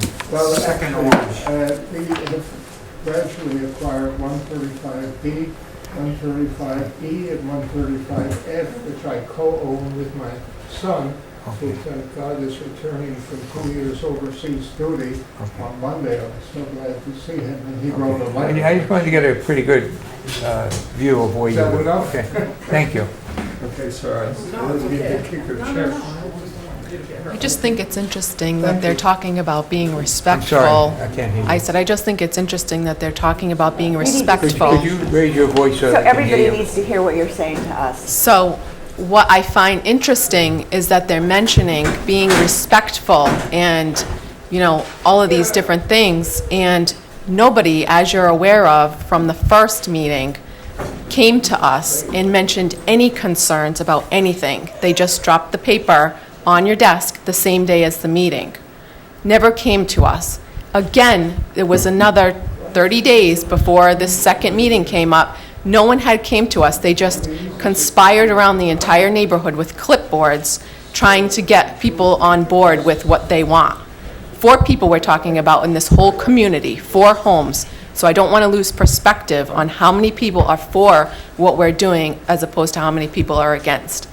And we had to go and hunt them down. They were all in one of the homes together, and we had to go to them to try to come to terms and come to an agreement a week and a half ago. So still, even at that point, they had not come to us to discuss this, any of these issues. So we were, again, the bigger people that went to them to try to figure out what the problem was. So you met with these We went to so-called them, 4? yes, yes. And did anything? Nothing good came up result? about, nothing resolved from it. We said that we would try our best to limit the detail on the home, which I expressed to all of them, that was some of the architectural detail on the outside was not written in stone. As you're building a home, which we've built multiple homes, none of them have, you make changes as the house goes up. Different details you might think that you like, other details you might not. You limit it, you add, you deduct and add. We're not going to come to the board once we're building the house again and say, well, you know, all of you, everyone in the neighborhood, are you okay with this trim color that we picked out or this trim detail? Is that acceptable? It's not realistic and reasonable. So we went to them, again, you know, it's not reasonable and it's not respectful what they're doing and how they're isolating us. You went with your clipboard around the neighborhood and got the people who supported you. Yes, showed them our plans, made sure that they were aware, let them know what was going on, and they were extremely disappointed in what they were doing.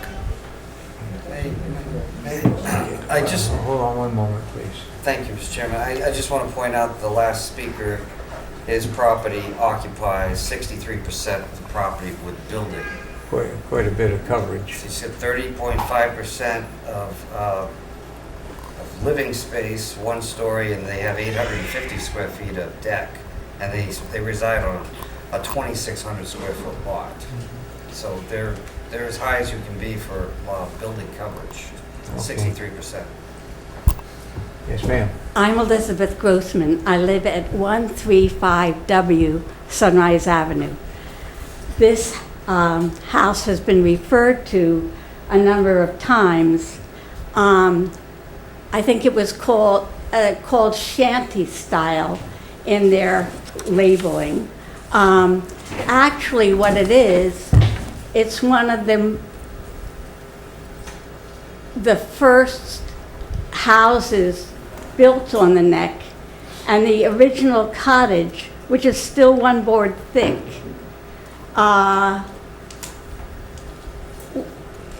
is intact.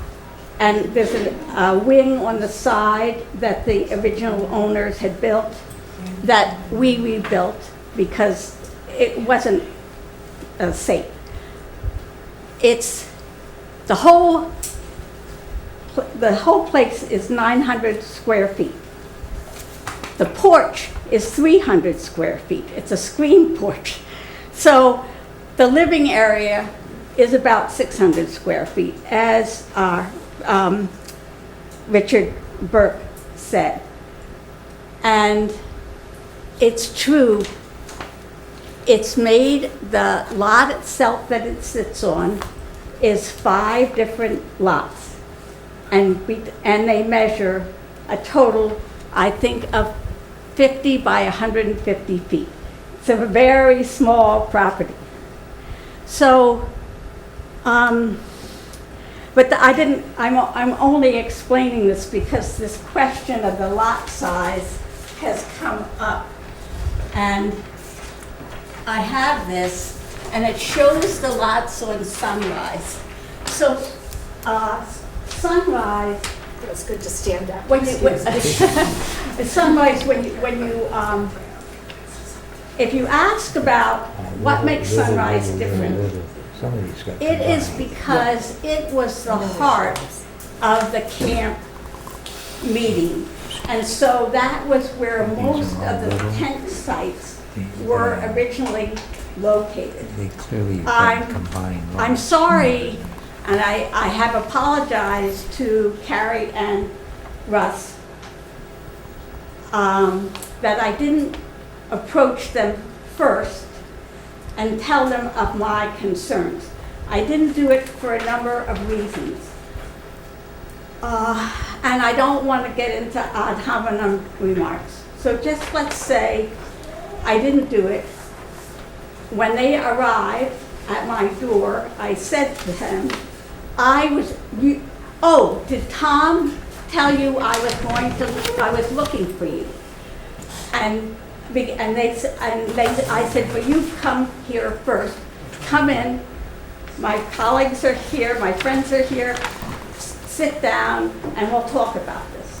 So we talked, and we agreed to differ.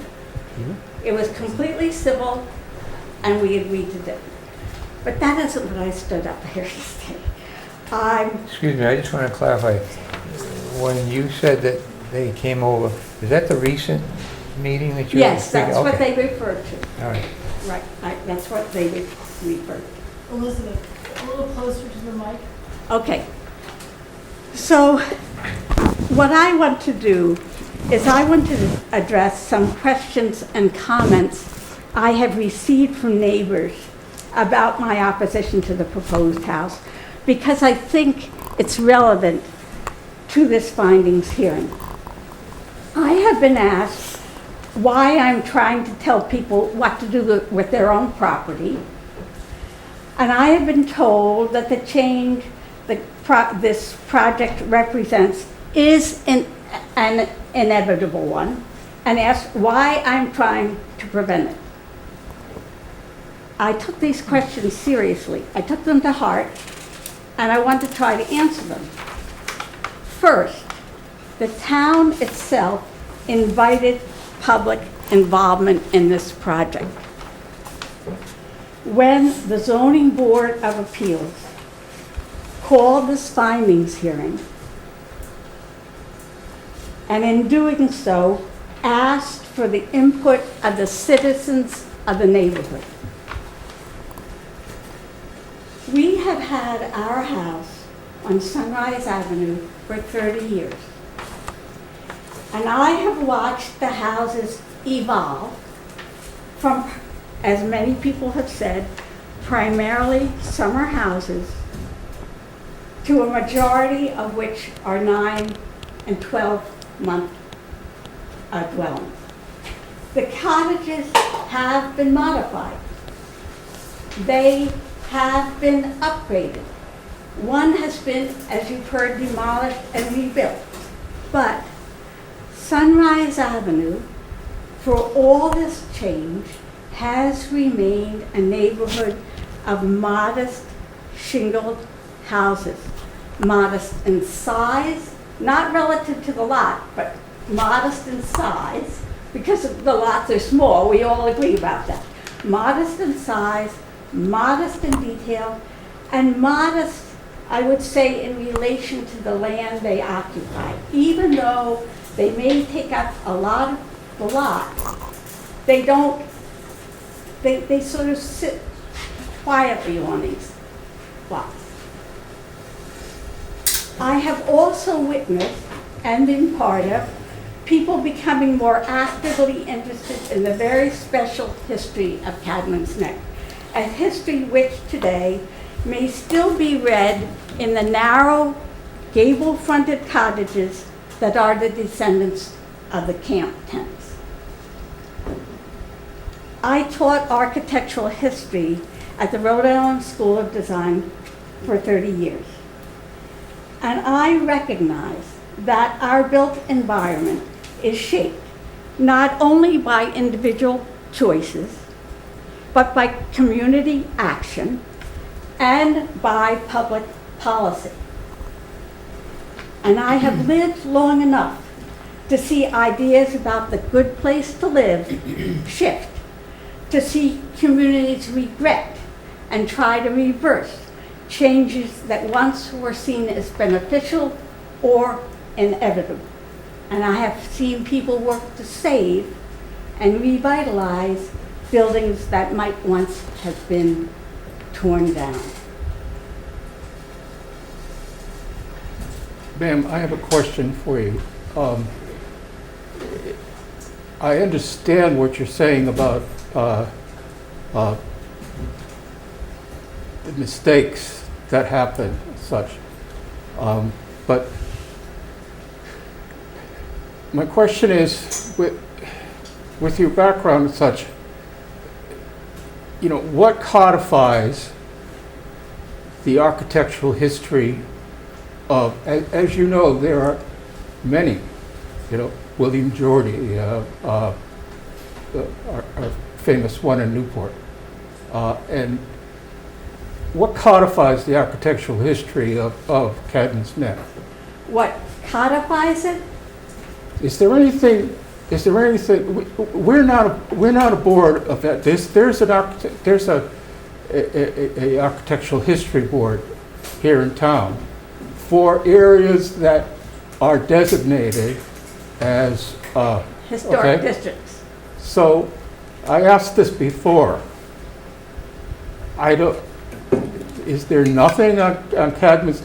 No, we have actually, Then what can this board do without anything? What we find ourselves in is your classic situation when it's not done, is now we have neighbor against neighbor, and we're almost not the right board for this. no, I understand. I think, if we go back, I think there's been a paradigm shift. In other words, when we bought our place on Cadman's Neck, we were told we absolutely had to stay in the footprint. We couldn't do anything except stay in the footprint. By whom? The building inspector. That's the zoning. How long ago was that, ma'am? 30 years ago. Okay, things have changed. Yes, I understand things have changed, but until very recently, you know, architectural historians,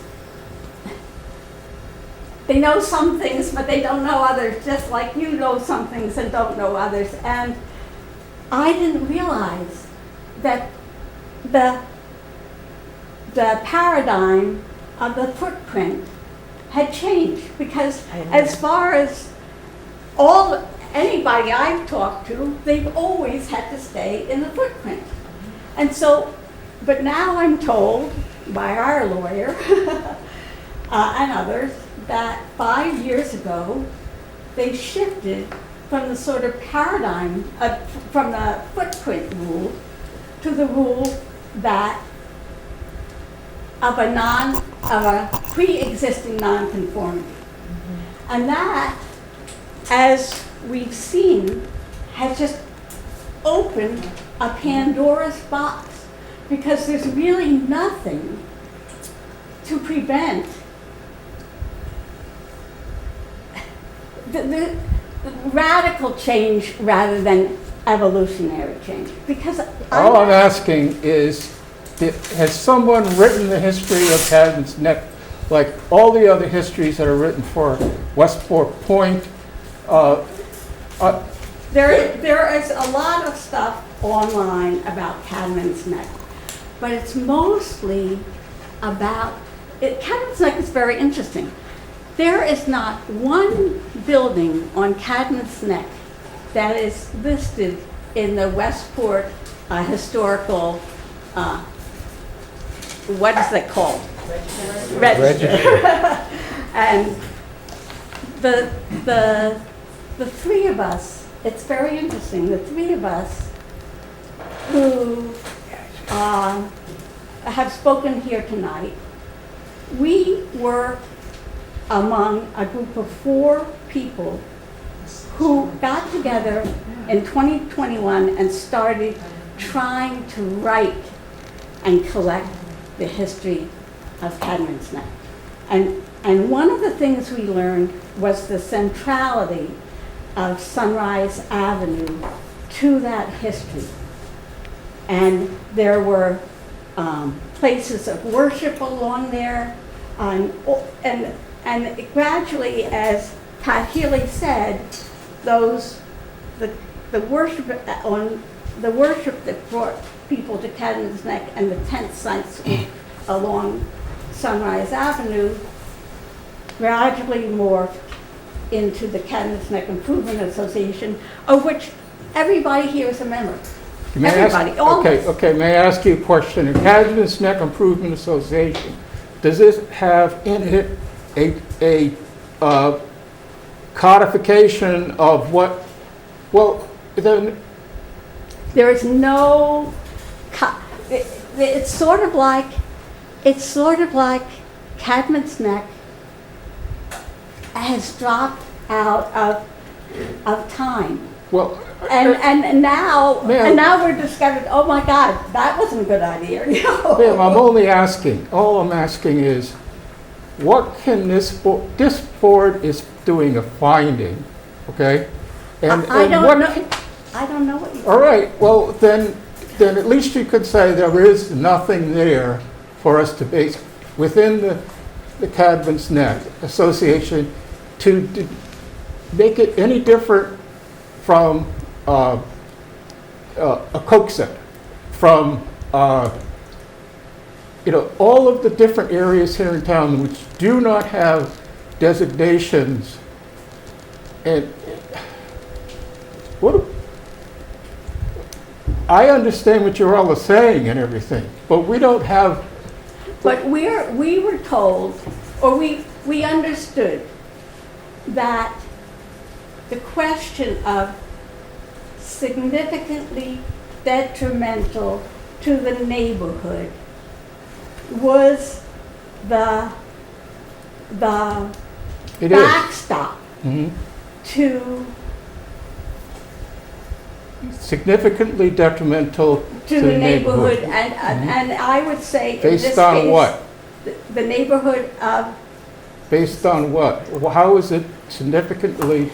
because if this, so if, it's my opinion, that if the zoning board of appeals does not request a modification of the project presented, Cadmus Neck, as represented by Sunrise Avenue, which is the heart of the historic tradition of Sunrise, of the Neck, that will, it's a tipping point.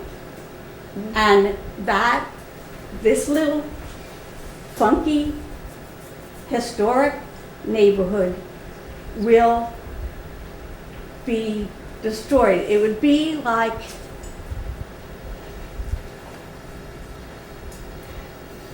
because that the house, impressive as it is too big in volume.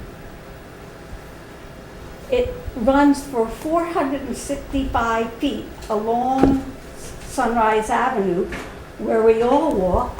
It will dwarf all the houses on Sunrise Avenue, where we all live. And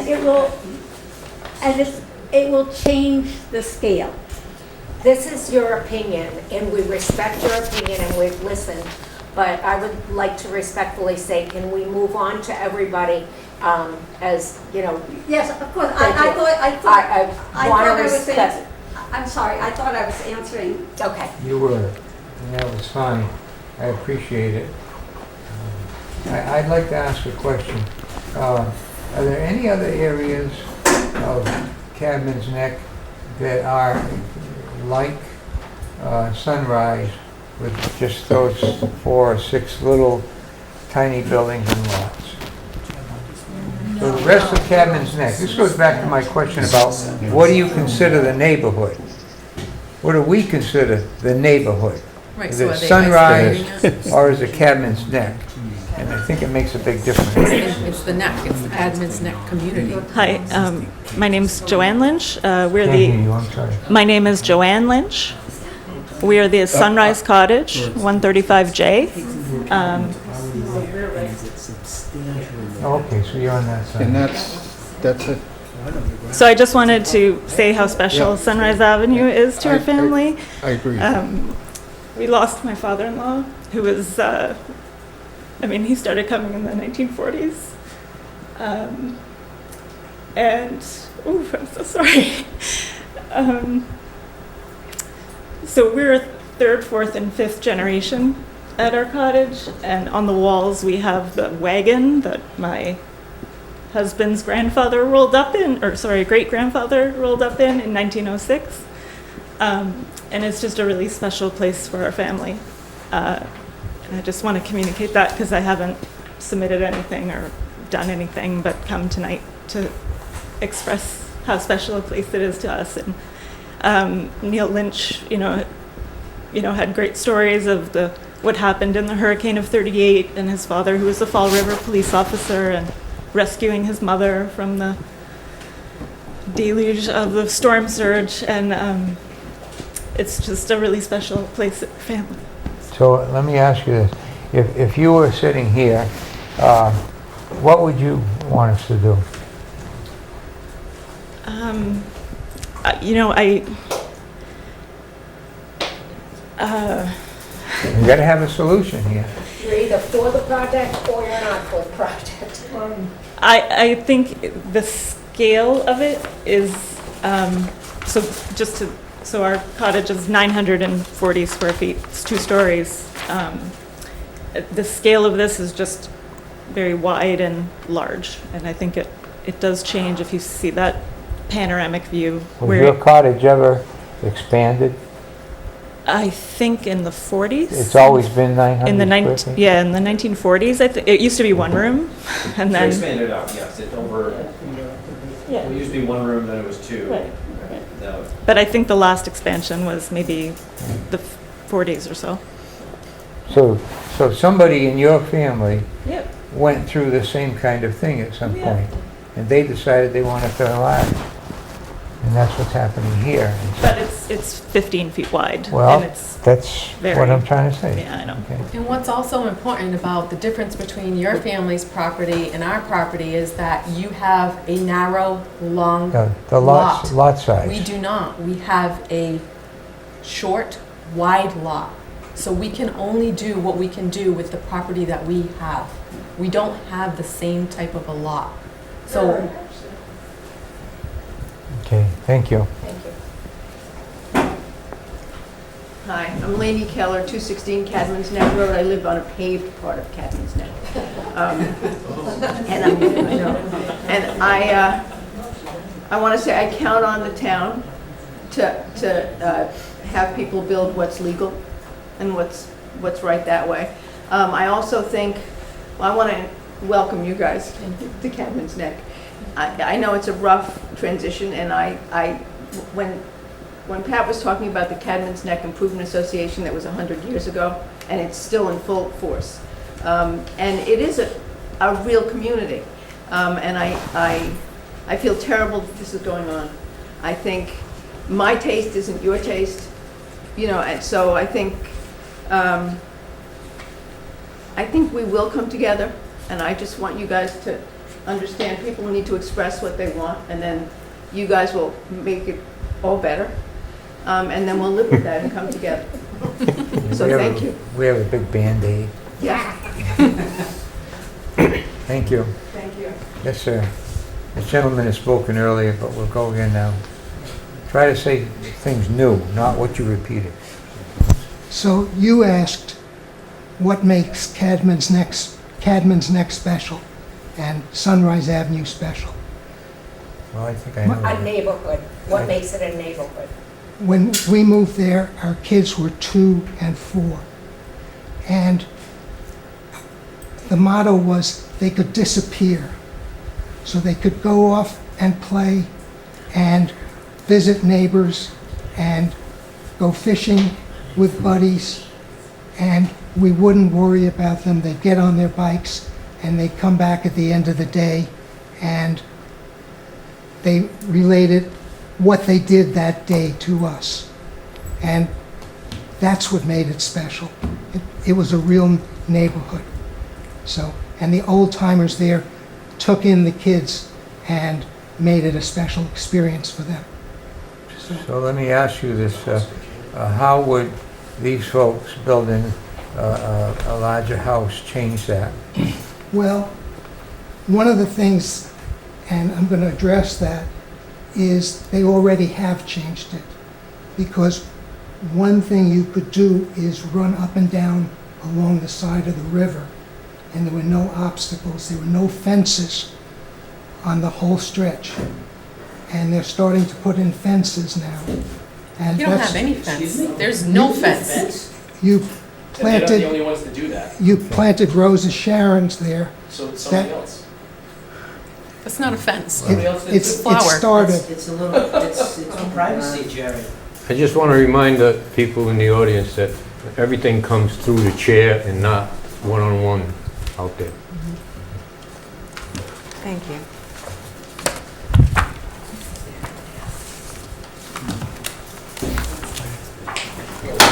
Somebody just moved it. Say anything. Thank you.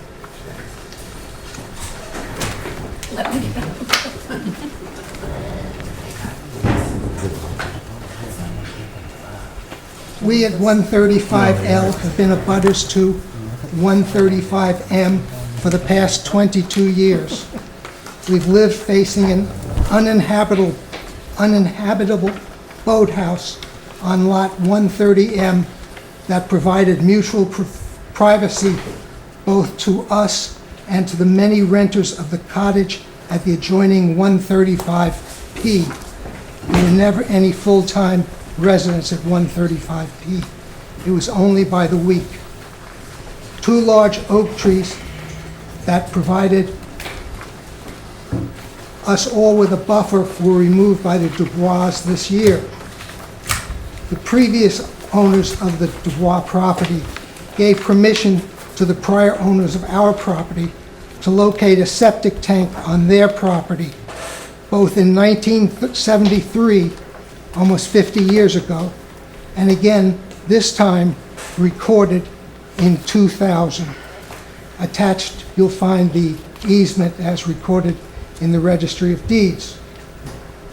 What the Dubois proposed would entail a major change to the relationship of the 2 properties.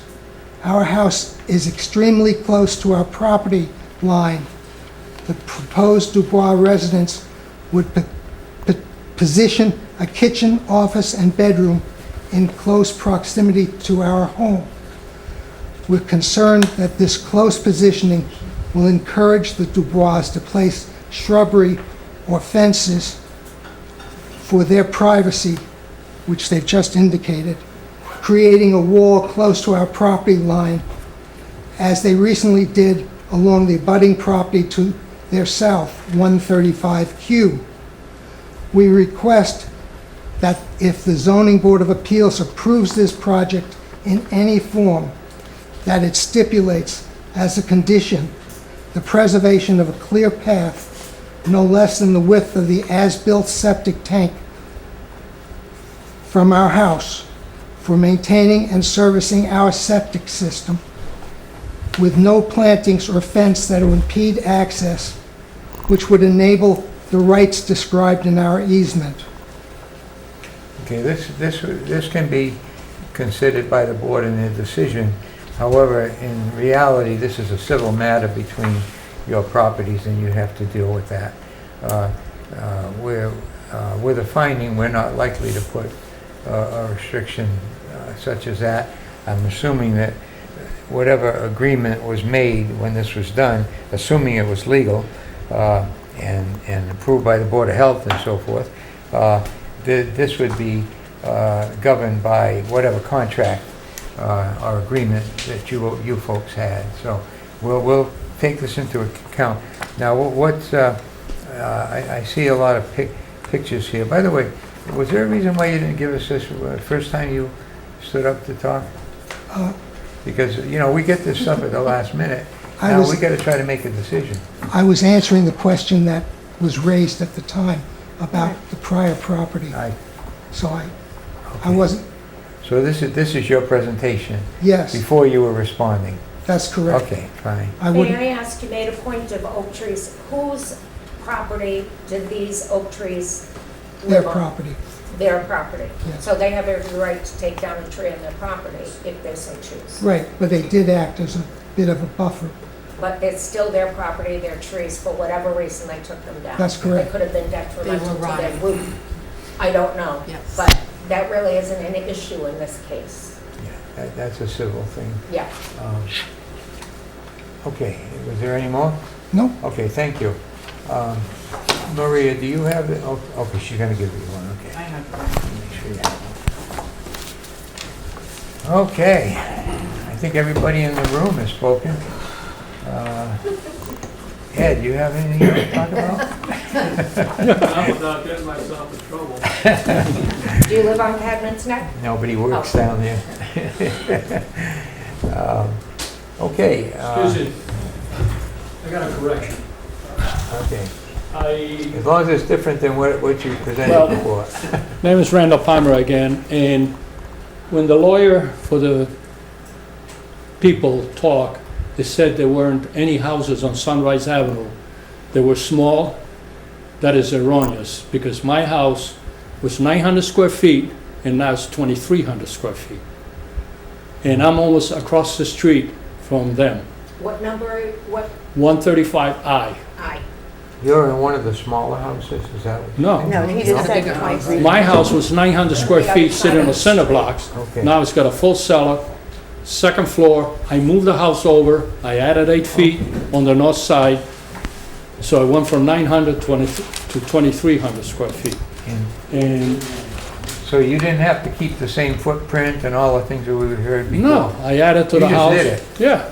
When was And I that had a done? very small pie-shaped lot. When did you do that, sir? 2004, is it? 2004. Really? Yeah. And I was approved for, I only had 2 bedrooms. Wendy Henderson had designed a septic system, Title V, for 3 bedrooms. Right.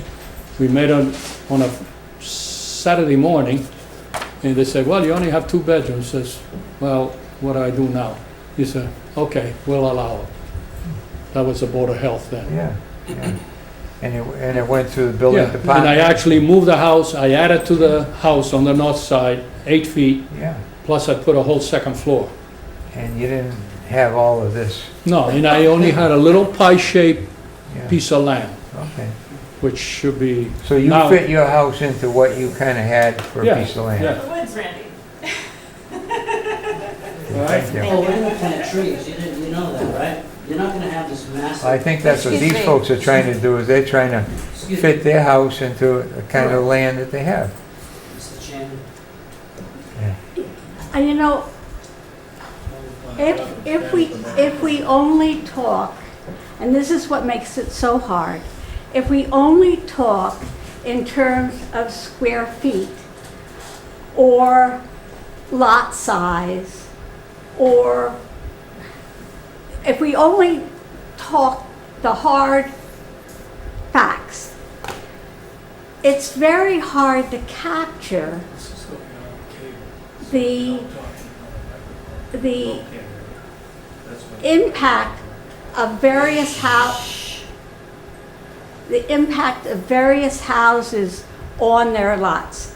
I mean, when Randy describes how big his house is, I'm like, really? Because it's set back so far from the street. The addition that he added isn't even visible from the street. I think what those of us who are, and it is 2 stories, and it used to be 1, but it's back. It is, Randy, a modest house. And that's the thing about the neighborhood. All the houses are modest houses. They're modest in size. On Sunrise? On Sunrise. On Sunrise. They're modest in size, they're modest in detail, and they're modest in their relationship to the land they sit on. And it's really, really hard to describe buildings as having attitudes towards things, but they do. And what those of us who are speaking here about this project, we're not asking that they don't build something. We just, at least everyone I've talked to, could it be smaller? Could it not have an incorporated garage? Could it be more self-effacing, like all the other buildings on Sunrise? That's, I think, the bottom line, and it's really hard to capture in factual information. But when you walk down Sunrise, you get it. And I guess that's what Pat was talking about, and Dorothy, and all of us who've spoken. And so, thank you. Thank you. Mr. Chairman. Excuse me, we've got another one here. One family. I'm Roland Sullivan. Hi, Roland. I'm at 147E, so I'm on the other gravel road, the other side of the gravel, so at Cadman's Neck, you have Sunrise here. You can call it Sunset, but it's not called Sunset. Are you near Sue's house? Suzanne? No, No, okay. no, I'm on, I don't think anybody. Before you get there. Well, Priscilla's near me. Okay. Yeah. I just want to put aside I seem to be hearing that the only modest homes are the ones on Sunrise. But if you go down Cadman's Neck Road and the gravel side that I'm on, my little house, I'm on cinder blocks, and I have a very small home. I'm probably, I don't know if you'd call it a shack or something, but I mean, we've renovated it through the years, and it's a very nice place. My husband's family has been there since the 50s, so it's been in our family a long time. And he's also talked so much about the history. So anyway, it's not just Sunrise that has these small little cottages. They're also on the other side. So the other side of the road isn't just these huge, large homes. They're interspersed throughout. Well, Alan, was yours originally one of the little camp houses, or it just sort of I don't think grew as so. a cottage? I think mine was built like in the 1900s, or maybe like a, yeah. Way back then. Yeah, so I don't know that history until my husband's family had gotten it.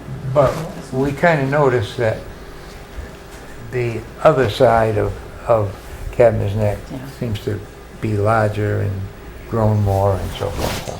I think they're more year-round. I'm one of the few that's not year-round. She's on another private road that's on the other side, so it's Sunrise where we are, Cadman's the main road, and then they call it Sunset. It's not technically It's not really, Sunset. because Sunset's another road in Westport, so But you it's can't really call another, it that. Yeah. it's another private gravel road that's on the side where she is, and there are some very cute cottages that are over there that are, they're, 123 is another one that you can only see from the river.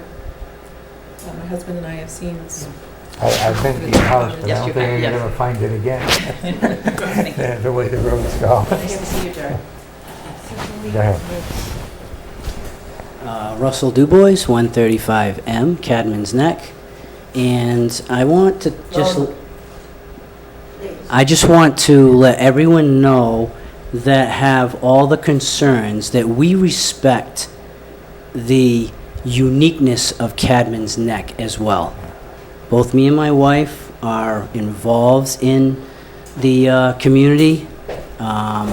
We just want you to understand that we respect the neighborhood. It's not like we came in as newcomers and we want to, for a better word and that I've heard, that, we're looking to decapitate Cadman's Neck. Because that's not what we're about. And if you look at our house, it's, for one, it has two peaks that mimic the small cottages. You do have small cottages, and even on Sunset, you have small ones, but you have large homes right next to them. So it's a mix of all of them. In the picture that's depicted with all the small little cottages in a row, that does not look like that anymore. That's all changed. And as far as like the magnitude, they keep painting the picture of this massive house. It's massive. It's 40 feet wide. So 46 feet wide. Standard correct. It's 46 feet wide. The two buildings that we have now, the existing boathouse accessory building and the cottage, if you put them together, you're only adding, it's not even 4 feet to either side. So as far as the views when they walk down, they're forgetting that when we put the new structure up, now you have a 15-foot view that's on the north side. And then where the cottages that we're going to take down that we're living in, you have 22 feet of view. I don't think any of them have 22 feet of view. So when you take a walk, we're not obstructing that. As far as the height of the house is 4 feet higher than my direct abutter. We're at 29 feet. He's probably at around 20 say 25. So as far as the magnitude of when you walk by, it's not dwarfing these houses, which they've all tried to depict, to say that that's what's going to happen. It's not. And I understand they're trying to paint the picture that it's substantially more detrimental.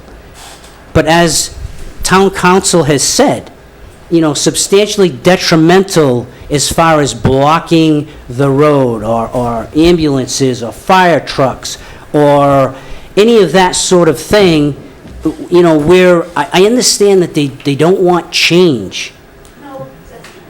Well, okay, they don't want the change that we've proposed.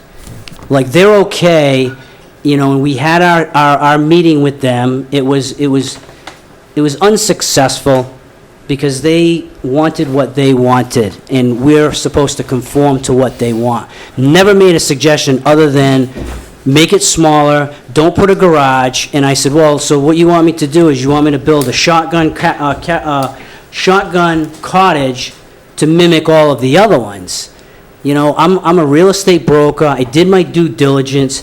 There's no covenants, there's no deed restrictions on what you, if those were implemented, we would have designed the house based on that merit. And, I mean, I think that we've tried to design something that is cohesive with the whole Cadman's Neck. And a few of you have driven down there. If they were all cottages, they were all in a row, and then it was just our house stuck in the middle of it, then yeah. But that's not the reality. So, I mean, they're my neighbors. We had all those signed petitions. Everyone at Cadman's Neck they're beautiful people in a beautiful location. And now we're part of that. And it's unfortunate that we've come to this as a community, And I think that the community will be resilient and respect, we do respect the history. Unfortunately, it's not a historical district. And we're trying to make things moving forward. Because what's going to happen is as generations go along, everything changes. And you don't have historical, registered areas that are going to stop the change. It's evolution. That's just how it goes. And unfortunately, as you can see over the years, you've all, gone back 30, 40 years of what it used to be, and it's always changing. And I don't know what more. I mean, we're trying to be, as newcomers, as respectful to the area as we possibly can. But we also, we want to have a beautiful home as well. I mean, it is going to be our year-round house, so, Was there anything in that meeting that you felt that there was anything of reasonableness that you felt that maybe you could deal with? No. At one point, I just, I looked at Elizabeth and I said, basically what you want us to do is take the thousands of dollars that we spent on our architectural plans and throw them in the garbage. And her husband actually laughed. He thought that was comical, and I wasn't trying to be comical. I was just stating the fact. So no, there was no. So again, it was more. A major change or nothing? Yeah, it was. Yeah, exactly. Yes, to answer your question. You can't just shrink the plan. You can't just put it on a architectural scale and shrink it. You can't. You have to redo the entire thing. I just wonder if there was any area of cooperation. So I just wanted to, let everyone know, and I appreciate all of you, your time. It's taking a long time, but I appreciate your patience. Thank you.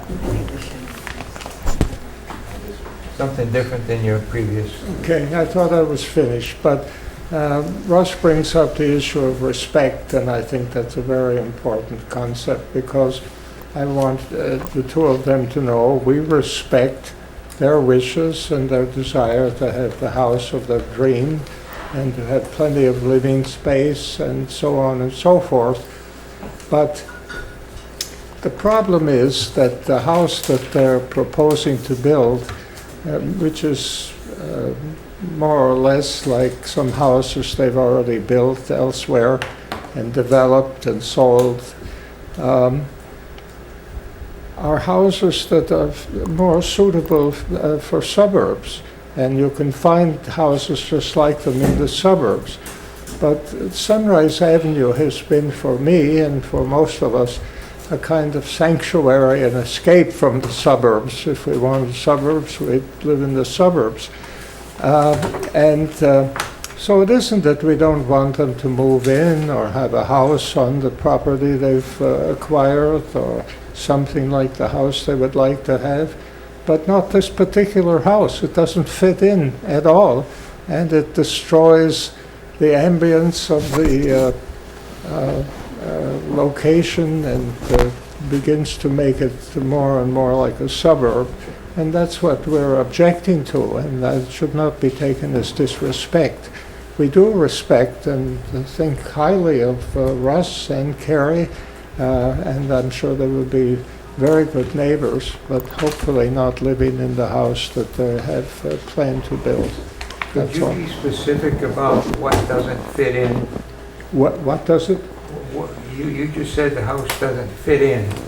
Well, I'm it saying, doesn't could you fit be in. specific about? Yeah, with what people have been describing, the modest, I'm asking historic. you what you consider fit in. What doesn't fit in about that house? Well, it's a house, if I drive in Newton or Brookline or some of these areas, I see houses just like it. They belong there. I'm not talking about Newton or any other place. I'm talking about, what about this house that they want to build in that location doesn't fit in that location? Jerry, I Yeah, think but they've been, it's, it's not a cottage. What did you say? I said, I think the people that have been trying to describe the character of the neighborhood have been extremely articulate about how they feel that it doesn't fit in. All I'm hearing This- is this it's house- too big. But no, too big, and all I'm also built like a suburban house with the, if you look at the plans closely, you see all the patio, you see all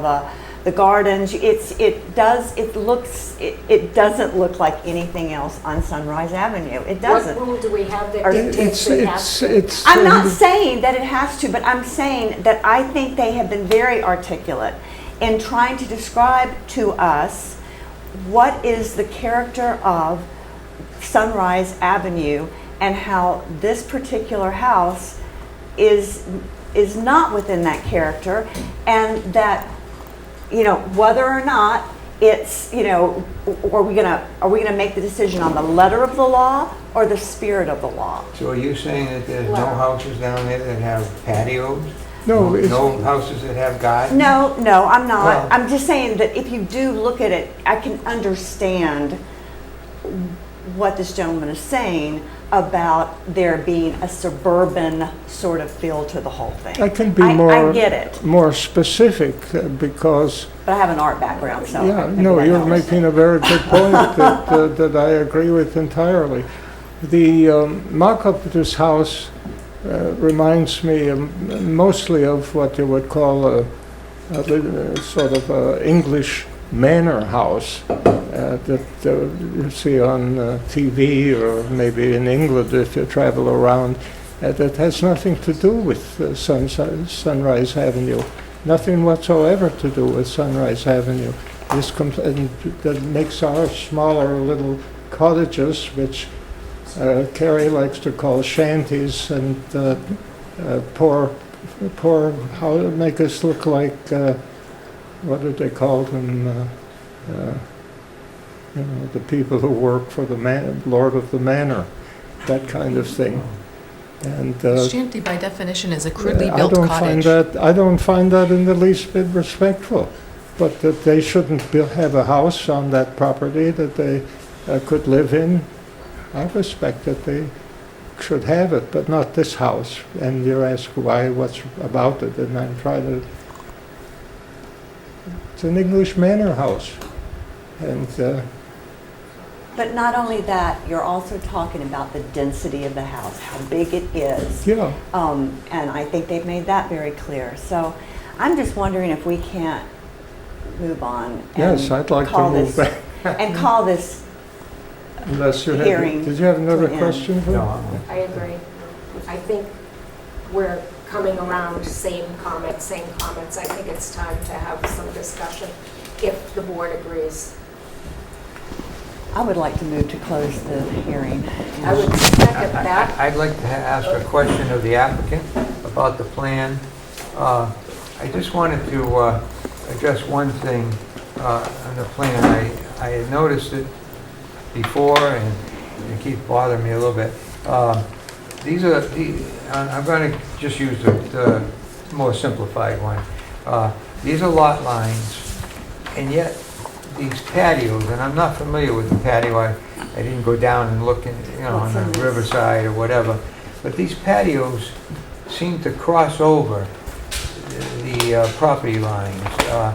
Is that different ownership of these patios, or what's the story on that? Do you understand what I'm saying? Where it has the pond and things like that. Well, I'm seeing here, there's some Yeah. sort of a deck down here. That's already there. Right. Yep. Okay, and this here, there's a walkway that goes that way, and then I don't know what this is. I guess maybe these are retaining walls of some sort? Correct, there are. Between there? And then you have some more of this. If you look at, this is the complete Yeah. plan.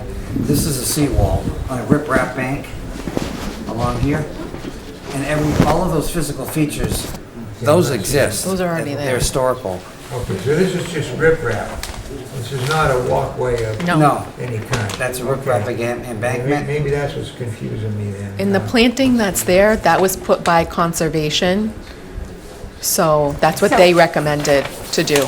And what is this Chris Capone. here? The plantings that you're seeing there that you were referencing, they're not gardens, Is that they're, a structure? they're preservation plantings for the coastal bank. Where it says No, garden, it's a sandy garden, area. and all of that. Yes. This white spot is a sandy area. Okay, but what's that around it?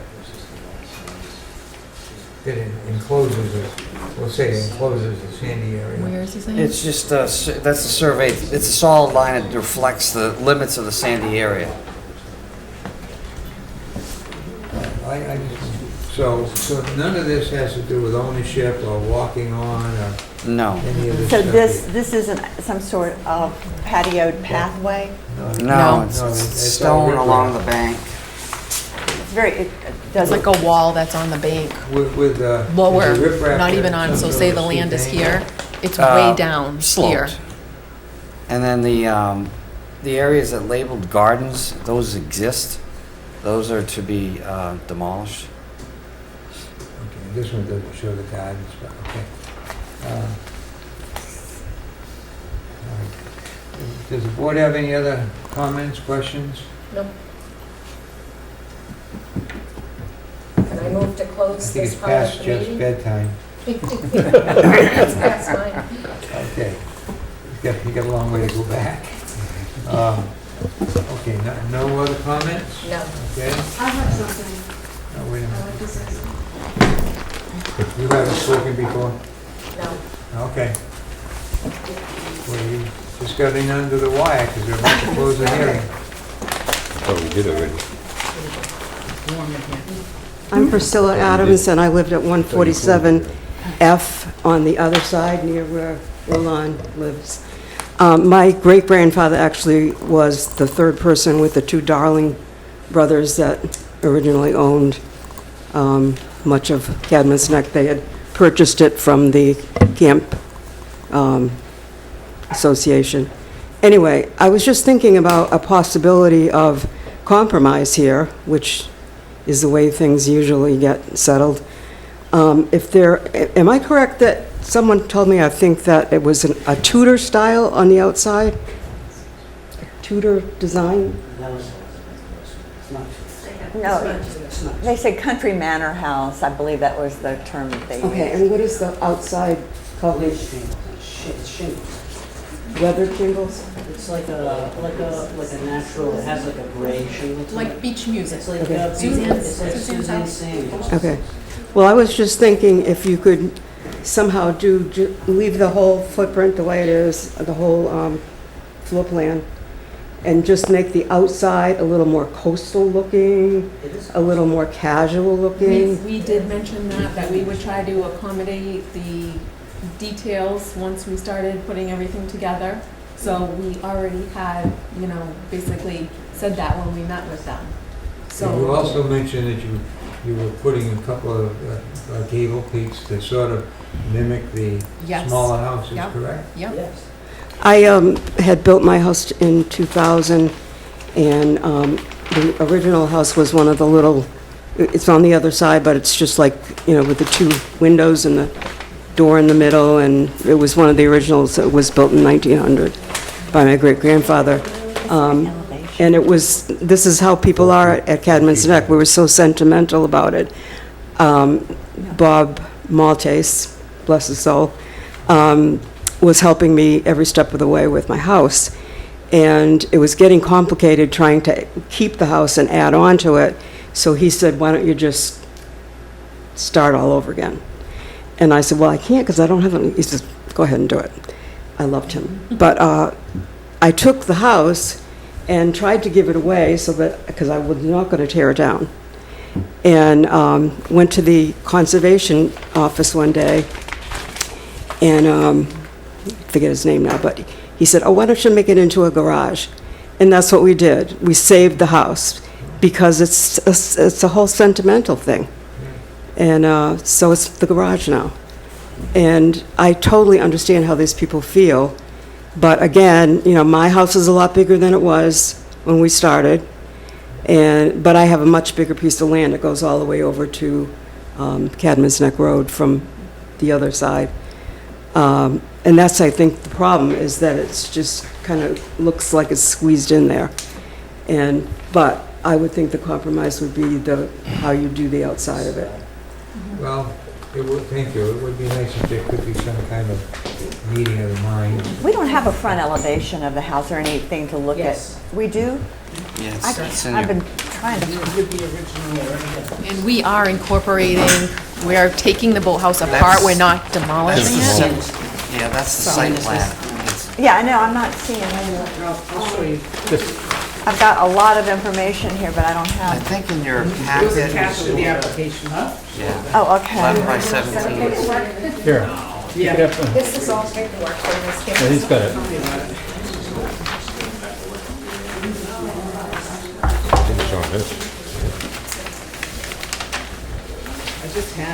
Oh, okay, yeah, I remember. Okay, it seems like a long time Excuse me, ago. Mr. Chairman? Excuse me, Mr. Chairman? Just to let them know that, they're talking about keeping some of the old. We plan on taking apart the boathouse and repurposing as much as possible to save that part of, and we've also asked a couple of different neighbors, and we would give them the cottage, because we don't want to just tear it down. So just to be clear, and again, the boathouse, we're actually physically going to take it apart. The only thing we're not going to save is the asphalt shingles and the outside red cedars. The rest of it we're saving, because the roof is the boathouse from, it's probably dates back to the 30s, I think. So just so that they all know, we're going to try and keep that as well. Have you had any takers yet? On the cottage, if it wasn't so Boathouse. we're using keeping the that. boathouse, No, yeah. what I'm saying, have you already offered that to some of them? And because you said eventually you're gonna raise it, right? The boathouse is part of the demolition. So we're going to take it, instead of just taking it and putting it in a dumpster, we're Right, going you're to gonna take give it it away, apart. you're No, we're not going to give it away. We're going to repurpose it in our In the new new house. Yeah. Because there's some old beams that are in the roof rafters. And then the cottage, if it wasn't so expensive to move it, I'm sure someone would, we would give it to someone to move it to a different site. instead of just throwing it in a dumpster.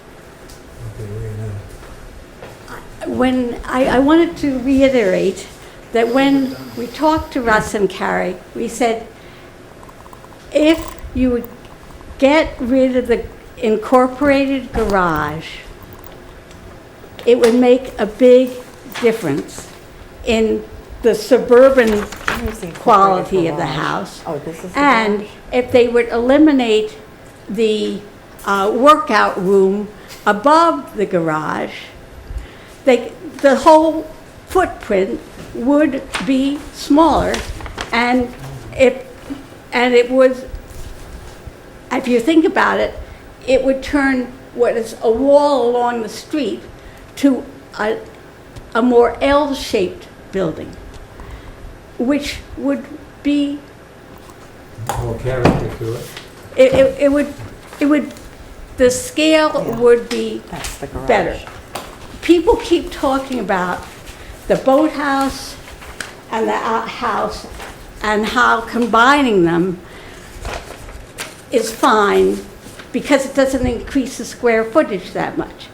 But two small things, and we discussed this with Carrie and Russ, two small things are not the same as one big thing, even though intellectually they should be, because 1 and 1 is 2 and blah, but visually it's not. Okay, what's the pleasure of the board? I would like to move to close this portion of the meeting and go into a discussion. My second. Okay. Moved and seconded to close the hearing, all in favor? Aye. Aye. That was unanimous, right? Okay. I hope so. What's that? I hope so. Gary, you're gonna explain to them what we're gonna do now, right? Yeah, you mean about closing the hearing? Yeah. Yeah, we're closing the hearing. That does not mean that you can't be here. That only means that we do not take any new information. We deliberate now amongst ourselves to... It's time to go to bed. Time to go to bed. Okay, so anyway, that's what we're doing, so you're welcome to stay and listen to the debate and the decision. Okay. Good night, thank you. So, Thank you. all right, discussion? Yep. Well, I would like to start it off by saying that this is the sort of thing that's happening everywhere. And whether or not it is inevitable, as somebody said, so just swallow it, it's nonetheless terribly upsetting for people who have lived in a particular kind of environment, which everybody else has for all these 150 or whatever years, to see suburbia come in, and because they can do it, they do it. And, I mean, by the letter of the law, they can, forget about it. I mean, they can build anything they want. They can build a skyscraper, I suppose. I guess not, because it can only be 40 feet or whatever. But they can basically build anything they want. And I really don't think that was what the spirit of the law is about in terms of non-conforming small little properties that people that come in and go in and buy a small lot, I have a very small lot, come in and then just build as big a house, that doesn't fit in with anything around it. I do think that they can probably do it legally. I don't know if they want to appeal it or not, but I personally, it's sort of like it's like the way our world is becoming. It's got to be more and more and more. It's got to look, better than everybody else's. And it breaks my heart that that's where we're at. And I personally, I hear the anguish of the longtime residents of Sunrise, and I have to say that my heart and my vote will fall with them, because Because it will be the beginning of the end. Because that's exactly what'll happen. This is the first domino that's going to fall. And I don't want to be responsible for doing that to Sunrise and for Cadman's Neck. And I disagree with you. I don't believe that people have being in tears. I respect the history, I respect the way you feel, but I don't think that is a reason to make a decision on this particular property. I think it's more objective. I don't think it's more detrimental to the neighborhood, and I think they have a right, as long as they fall within the parameters, to do what they want. So I would be in favor of positive finding in this particular case. When I drove down there, I said to myself, wow, looked at the two properties, looked between them, said, wow, what a view to the river here. But I did drive around, and there are bigger houses than, I can't say that they're bigger because you can't really see this until it's up. It'll have a visual effect then. But I will say this, in the early 70s, when I first started working at the supermarket, Cadman's Neck probably supported my salary for the first 5 or 10 years anyway, for sure. Because we didn't do anything in the winter, and we just did things in the summer when the summer people showed up. But all those houses turned into livable 12-month, and we absorbed all that 12-month income.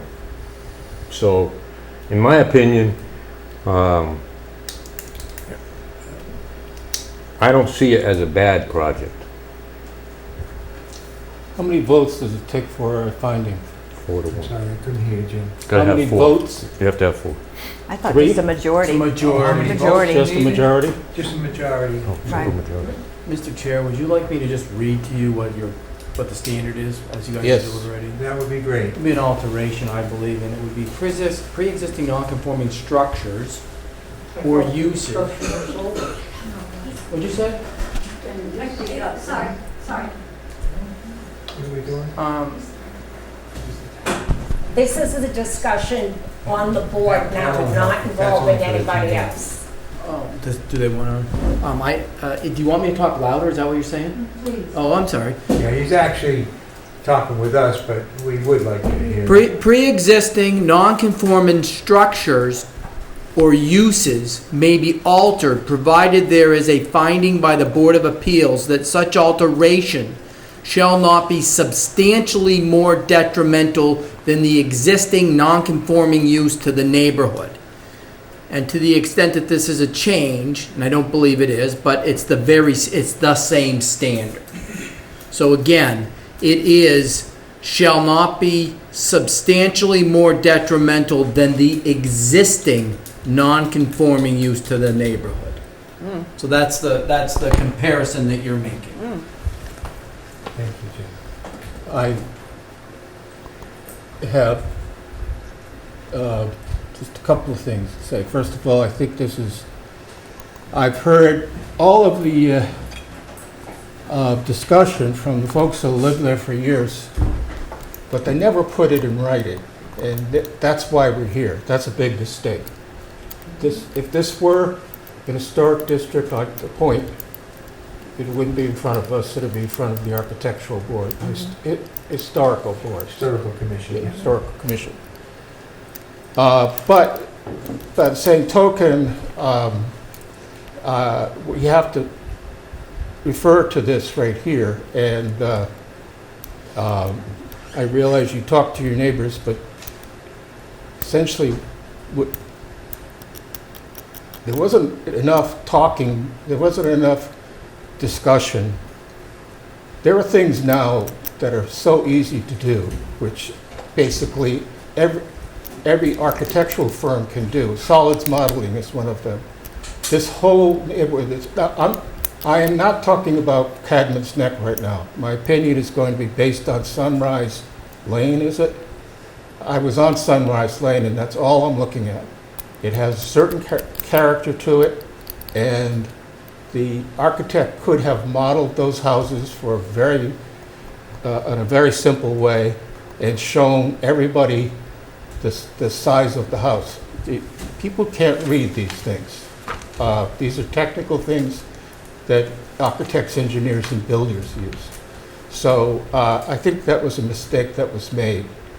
Now, since if it were just a vote to approve, I would vote against that. However, what I'm going to propose is a motion, a finding based upon that language right there. And if you could repeat Yeah, that. happy to. A finding that the alteration is not, shall not be, well, do you want to? The alteration, I want to quote that because. The we're gonna get- alteration, what it says is, shall not be substantially more detrimental than the existing non-conforming use to the neighborhood. But you're gonna have to change that. Yeah. Because if you want to vote in the affirmative, you're gonna have to preface it with a different. That, I'm going to have to, yeah. Sorry. Give me a second, let me bring that back down. The alteration does not, the alteration substantially, is substantially more detrimental than the existing non-conforming use. That is the motion I would make, to deny based upon that. Okay? That the alteration is substantially more detrimental than the existing non-conforming use in the neighborhood. To the neighborhood. Okay? I'm trying to prevent us from getting sued, okay? And however, I would also like to offer to the chair to offer to these two parties here a chance to, first of all, the main objection that I have seen is that the proposed design is too large, is too big, in volume, not in footprint. A lot of talk has been made about footprint. Volume is what it's all about, okay? Architects talk about it in words, in terms of space, not area. Right. Okay? The second floor of this house has 2 large bedrooms, a large walk-in closet, and a very large walk-in bathroom, plus a workout room. An architect can modify that to reduce the size. And I would say that the board recommends that the applicant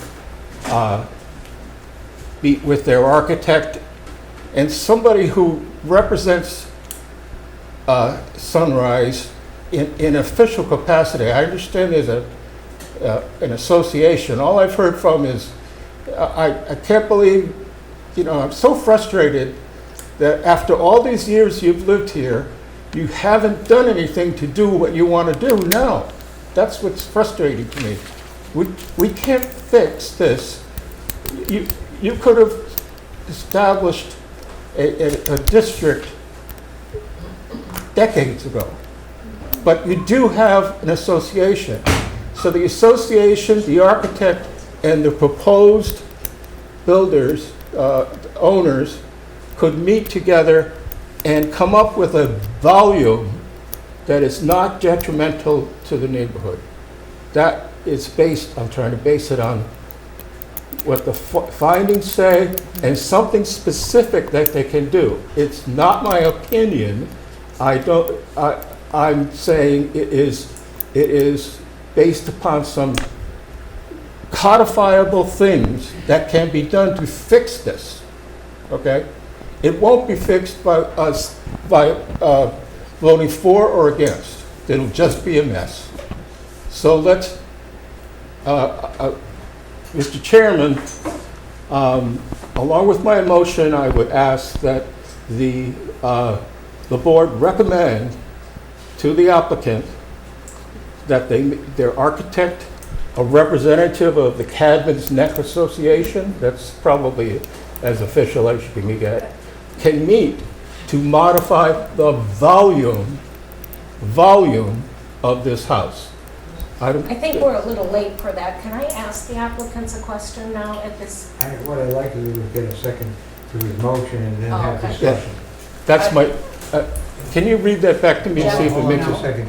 Okay. Attorney, Yeah, I have another thought too. I mean, I think the motion is to find that it is substantially more detrimental. The remainder, I don't know that that's a proper Yeah. form of that motion. I- Certainly, if you vote and say it's more detrimental, then these folks heard you loud and clear and they can do whatever. I just don't think that the ZBA has the authority to force the two. No, we Right. can't have them, but I would Okay. like to, I was gonna wait for a second, but I'll tell you what I think. I think there's another alternative that we could do, that would maybe help a little bit. For one thing, if we do that, what you said, that's the end of it, as far as this board is concerned, and they would have to come back at some later time, and if they chose to continue this project, with something different, and so forth. So what I would like to consider would be the possibility of allowing them to withdraw without Exactly.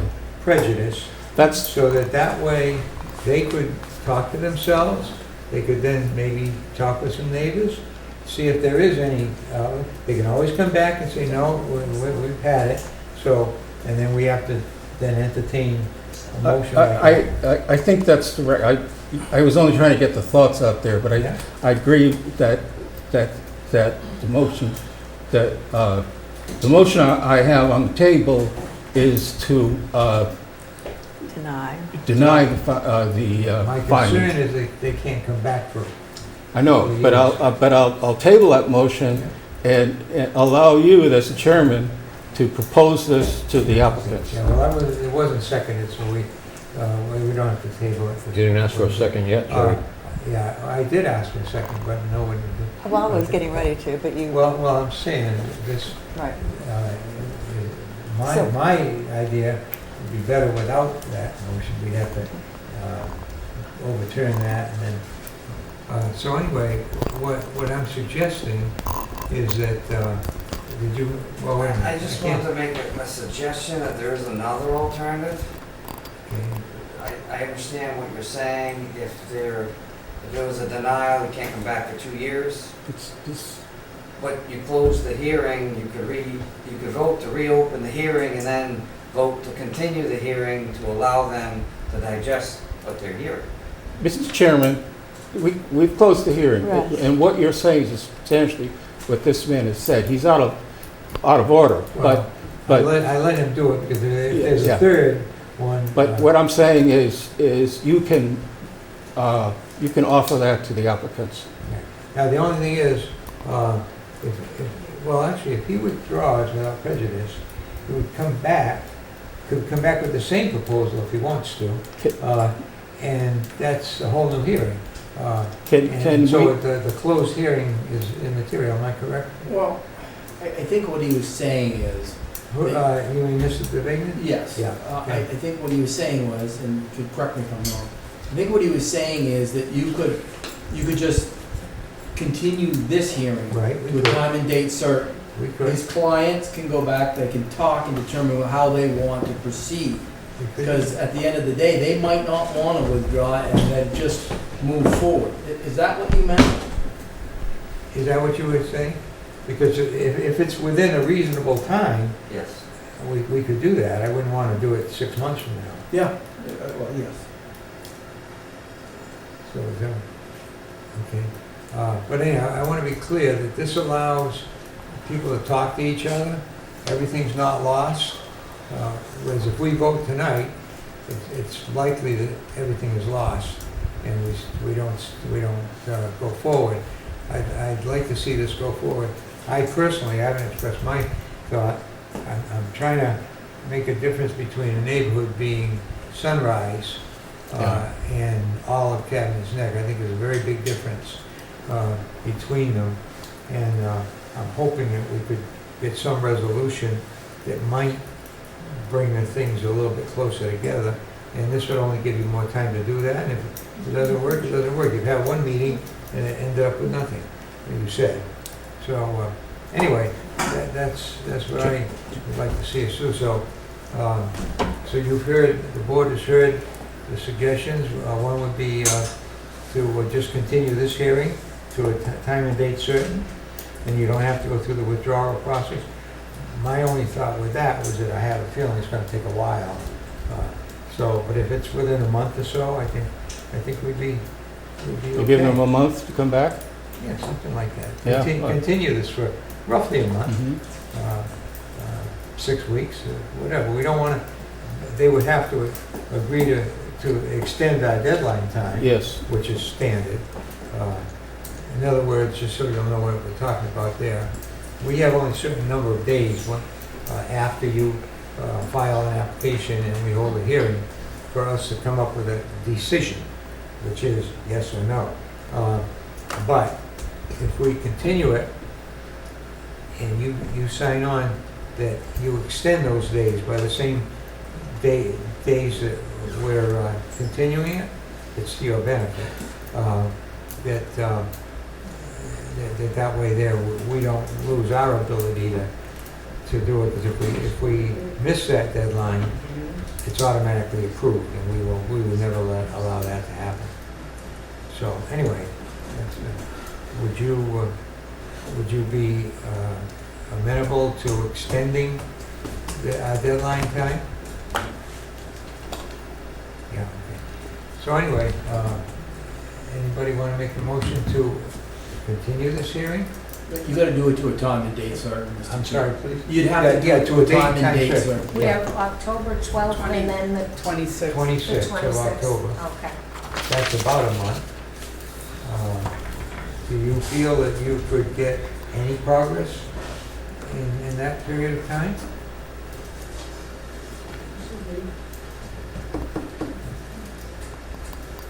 I mean, you don't have to change a thing. When we re-meet in that time, come back, nothing's changed, then we take a vote. Or we could take a vote now. We can just take a vote now. Well, yeah, we could take a vote now, but I'm trying to give you an opportunity to see if we can't do something that would be mutually beneficial. So as far as the vote right now, Yeah. who votes? 2, All five 3, of them. 4, Five. 5. All five. I would be explaining that before the vote, but yes, all five of us vote, and you would have to have 3 of the 5.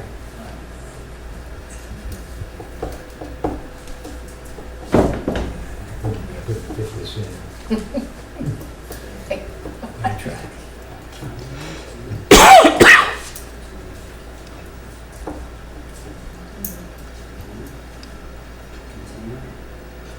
Yeah, all I'm asking, if you'd be willing to extend the deadline, if that's what we vote, okay? All right, so, could I hear a motion to continue the hearing? I'll make a motion to continue the hearing to October 26th. Maria? October 26th I'll second that. At 6 o'clock? at 6:30. 6:30, sorry. Okay. All right, the motion's been made and seconded to continue this hearing to October 26th at 6:30 PM in this room, in order to allow time to think about things. All in favor? Aye. Aye. Constance? Aye. Aye, okay. All right, no opposed, it's unanimous. So, hearing's been extended, continued. I don't know what to say. Hey, Maria, she gotta sign that? That house and that proposed house. No, it was a motion made by I the don't have a board. horse in the race, so. No, I mean, we need to get them to sign to agree to the extension. Well, then they need to do a whole motion. Yes. And then you would have to. Yeah, you gotta get it in there. I don't need to. We just This could have been sign better. an extension. Do I need, Long time ago. do I Get need them to them to sign. sign anything? Well, I don't, this is binding. I don't think that there's a clock ticking on this. It's not a We need variance. your advice on that then, because we're not aware of that. Go ahead and ask them to sign it, but it's, I don't think there's a clock ticking on it. Oh. Because it's not a special permit, it's not a variance. That's good to know. What are they signing? All I did The was continuance. chicken scratches. signing to allow. Yeah, I understand, but I don't think they need to sign. No, I don't think they just told us they do because it's only a finding. Right. That's how it's all that. Okay, excuse me, folks, could you take your conversation outside, we need to meet on to other administrative matters.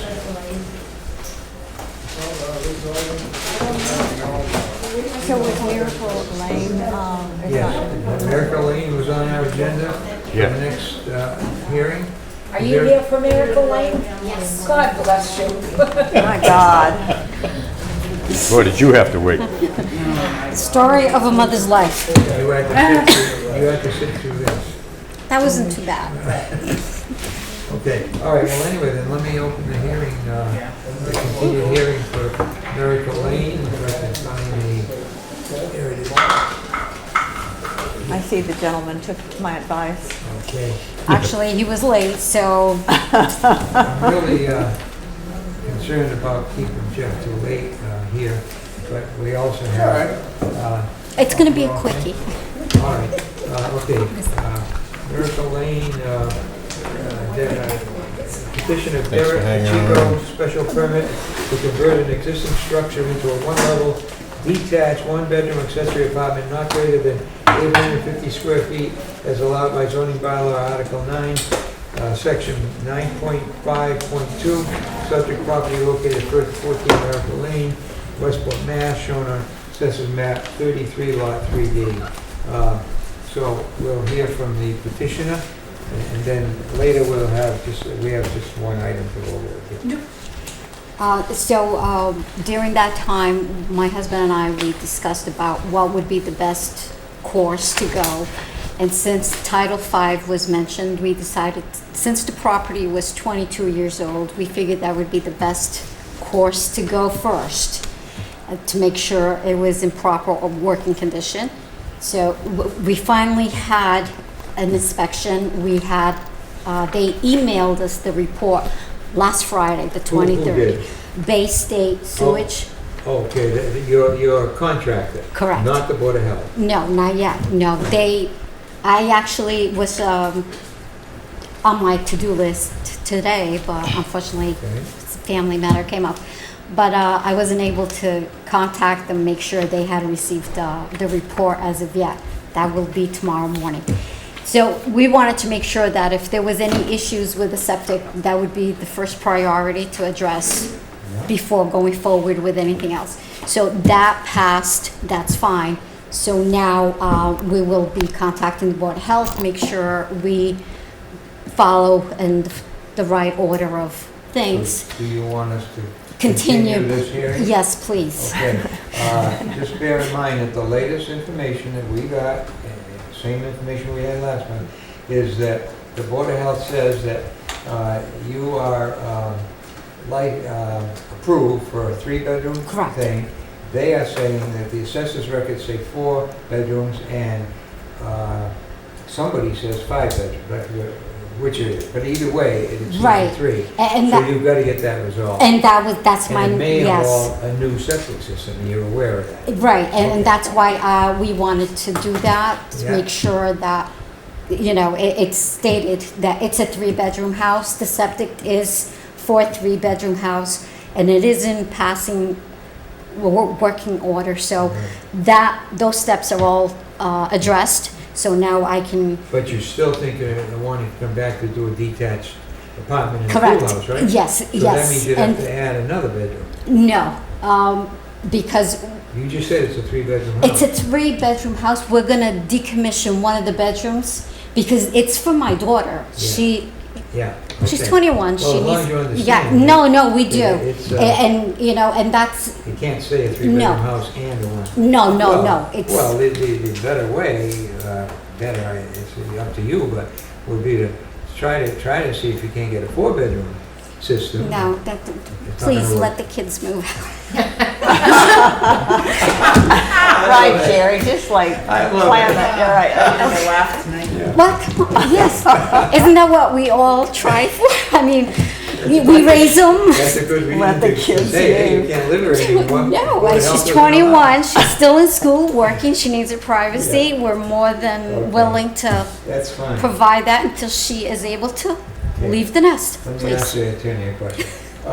Special permit, is that a clock ticket or Yes, not? oh, absolutely, yeah. The clock is Yes, ticking. yes. So you would need to sign an agreement that whatever length of time we extend it to, you would add to our ability to make the decision. So you'd need to see Maria and actually sign a statement. Am I covering the bases? Mhm. Okay. Do you So, want the last one? before we do, Yeah, we have to please. get a vote from the board. Do I hear a motion to continue until what date and time certain? Hold on, I think once she gives you the motion, then you should probably act on that. I'm sorry, what? Once she gives you the motion, then you should act on that, like to Right, but grant her we've got to request. we got to work with her for a date. Oh, well, yeah. Okay. How long do you think it might be before you could do this? Within a month, Within a month? yes. So possibly by October 26th. Oh my God, we're gonna be here until They- like they 1 o'clock would- in the morning. Well, yeah, but it's- Are you on the agenda for But the they're Board not of going to Health? come in.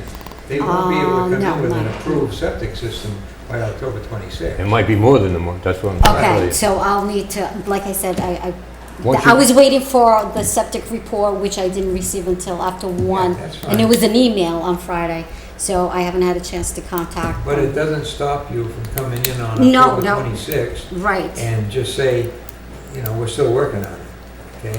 Because I think it's going to be a lengthy process. As of today, yeah. She's been here she's been here since the beginning of the meeting.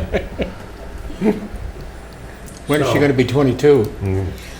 Next April. Oh, well, it's, Or you could, we could set the time for a month later than that. If Right. you want to. What's your preference? You want to come in on October 26th and give us a status report? Or do Yeah. you really? Do you wanna go through this I'm again, or can hoping- we put her front and center? Yeah, oh yeah, I we could could put her definitely do first. that. Yeah, Thank you. I mean, I think she paid her dues tonight. I could ask that Mrs. Pacheco contact me, like, As soon as, about a week and a half, or as soon as you know, about a week and a half before I do the agenda. Okay. If you think you're just gonna be coming in to give a status, okay. then I'll put her first on the agenda, and she Okay, would so, just give it, but give her but status, don't we have to continue it, or put a whatever. date and time certain, Jeff? Yes. Date and time certain in our motion Yeah, October tonight. 26th, yeah. We're required to. I think we just go 6:30, because I'm confident that she's not going to have an approved septic system by October No. 26th. No, that's not. So, anybody make a motion to continue this hearing? I'll make a motion to continue this hearing until October 26th at 6:30. I second. Go ahead. I Thank you. beat you. Yeah, you beat me. Go ahead. Okay. That was seconded, okay. Motion made and seconded to continue the hearing, October 26th, 6:30 PM. The applicant has agreed to sign an extension of our time deadline. We have to vote on this stuff. Yeah. Now, all in favor? Aye. Aye. All right. Not in favor? That's it. That's unanimous. Okay? So, October 26th, 6:30. Okay. You need to sign something with Maria. She did, it's in here. Okay, and it's all there? Yep. Yeah, Put the date, October 26th. thanks the time. Thank you for your allowed to patience. Okay, thank you very much for coming in. Sorry you had to wait so long, That's all right. but you got an education tonight. Yes, I did. Thank you. We all did. All right, Jeff, so you all know, Roger emailed me midday today, and he had a list of 7 items that he wanted me to clear with Attorney Blake tonight, all related to variances. In other words, a non-conforming lot without a building, wants to put a building, do we need a variance? Then it would be a conforming lot, and so forth. So just a variety of examples, and he wanted Jeff's opinion. I feel that, I didn't bring them tonight, I had them ready to go, but it somehow didn't end up in my stack. But maybe, thankfully, because we'd be here till midnight. You can forward those to me, and I can. Right, that's what I was Yeah. gonna say, I can just send them to you. And then I can put them in writing, and then you'll all have them. And then I added another thing which Roger and I previously talked about, but wasn't on his list. But I think we got a pretty clear indication of the answer of that tonight with Jeff here. And that is this whole thing about an applicant, if they want to build or alter or whatever, they can extend or expand a non-conforming Structure. yeah, what the hell's the word, dimension or whatever, as long as it does not create a new non-conformity, okay? And that was a contention, because we had that one recently, and I said, it can't be, because we were interpreting it as being a setback, any setback. So in other words, if they had a frontage setback, and now they want to build something, and they want to continue that, or another frontage setback, but also want to do a side setback violation, that they could do it. But we got it cleared up tonight that not so. The frontage one is its own definition. A side one would be different, a rear one would be different. So, or multiple ones would be different. So those are all different Yes, they're considered new. They're all different variances. Yeah, correct. If they were new non-conform, yes. Right. If they weren't protected, Right. it would be a variance. Right. And not just each the word one. setback, but front setback, side setback, and rear setback. And you know the All standard for different. variance is a hard standard. Right, for a variance, right. So anyway, that one, I think we got cleared But up. also what we found out was that you can increase the Yeah. non-conformance Right. of a particular lot, and you can increase it, but you can't make a new one. Is that correct? Because it's really confusing. You can make a new one, but it requires a variance. Right, but I'm saying, But you're right.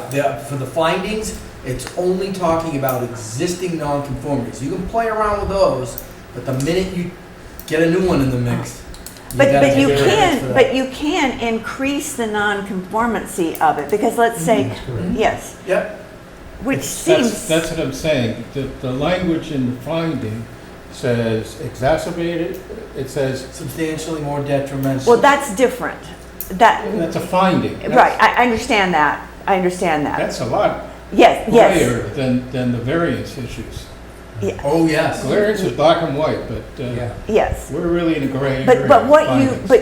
we really evolved tonight, and I think you evolved in your opinion on this, it seemed to me, because it was sort of cut and dry when we heard from you before. It was sort of like, yeah, they can do whatever they want, basically. But when you read, it sounded like that, as long as they didn't create a new variance, they would just be a finding, and within a finding, as long, they could be, as long as it wasn't substantially detrimental to the neighborhood, then it sort of, they can do anything they want. But what I heard tonight, when you read that twice, was based on it couldn't be more, it shouldn't, or it can't be more detrimental significantly detrimental to the neighborhood than what is existing. And I think that's a major point that, I don't know, I didn't really get that before. Well, that was that's why helpful. I was trying to put it into codifiable language, saying that by increasing the volume, the size of the rooms on the second floor, which increases the roof area, Right. yada, yada, that these particular things are what Are detrimental. detrimental. Right, to the character of the neighborhood. And I agree with you. Thank you for walking me through that. 26. That's not in a vote, but, you know, hopefully they listen to that and they'll come back with something. But if they don't, they don't. I mean, I'm totally, you know, I always thought you had to stay pretty much on the same footprint, you know. That law has, as council up there tonight was telling you as well, that has evolved as well. I do believe when I first came up, started municipal law, there was that footprint and you had to keep a stick of wood, but it has evolved through those cases and it's now. I don't necessarily think it's a great evolution in terms of housing density on property like we're talking about down on Sunrise Lane. I mean, you know, as a town, we have to really think about the density of our housing now, especially with more bedrooms and with the water table being what it is and our wells and everything else. And, you know, and I think that it has the, definitely leaves the barn door open for a lot of really voluminous development. That's what the findings here for. Yeah, well, but you know, I think they try to balance, somebody's got a right because they had a vested interest in a lot or a house that was, you know, that was lawful, then it became pre-existing non-conforming, so they have a right to do, you know, to have that house and to make certain, you know, to protect the buildability of it. Right. But you have a, you know, you make a finding that enough is enough.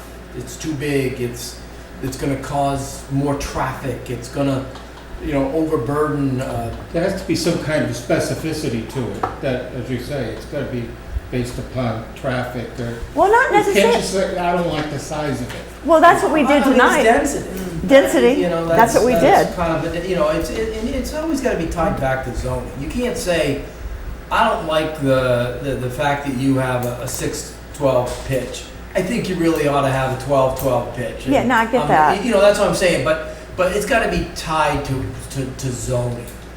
The views, that's not something. No, I zoning didn't say anything about the typically views. We didn't No, talk I know about, you didn't. yeah, I know. right. You guys want to add volume. Right. And density, so.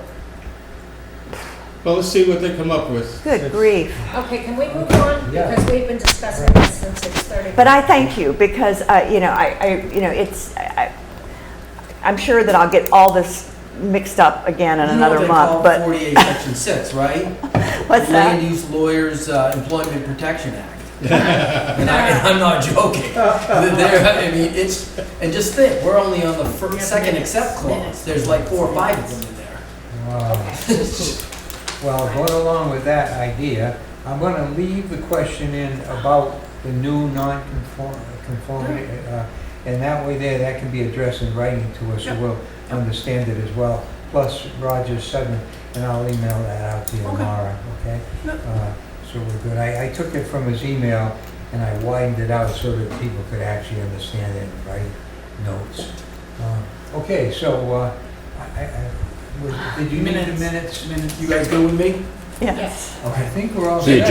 Jeff. Thank you. Thank you. That's a good thing. Yeah. See, I'm planning on being here on the 26th. At least I have it on the calendar. That was, oh yes, that was If you decide. Amaral on Drift Road. Oh, yeah. That's coming That's back. right. Yeah, I that's a sent that to terrible. you, didn't I? Yes, we need you. Oh, I don't know if you did send it to me. Casey Amaral. Casey Emerald? No? All right. Name sounds familiar. I'll make a note.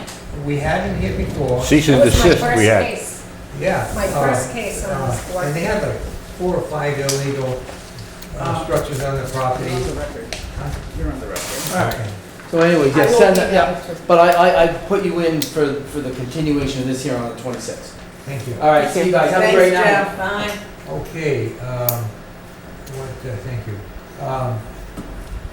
Yes. My brain is Do you full. really need to do these Just, minutes tonight? yeah, let's do, I gotta it'll take find 2 them. seconds. I know. What date is it? It doesn't matter, don't even. Today? I'll just, you don't have to have them in front of you. They're August 24th No, no, I don't, but what minutes. date? August 24th minutes. August what? 24th. Okay. Motion to we're gonna, approve. Yeah, a motion made to accept the minutes of August 24th, I'll second. 2022. Seconded, all in favor? Aye. Okay, Okay. Unanimous. All right. I gotta put this on my calendar so I don't forget it. Put one on your calendar. I think we already had. We already got the 26th. No, but I like to put what cases are coming up, because I get it all That's gonna be screwed a up. heavy-duty night. Really? This has been no picnic. And so it's Amaral and this one and anything else? Well, this one Just the here. two? Well, Chico, can we just? No, not this one. I'm talking Okay. about the one Yeah. before. Can I make a motion to adjourn this meeting? Yes, you can, and seconded. Third. All right, all in favor? Aye.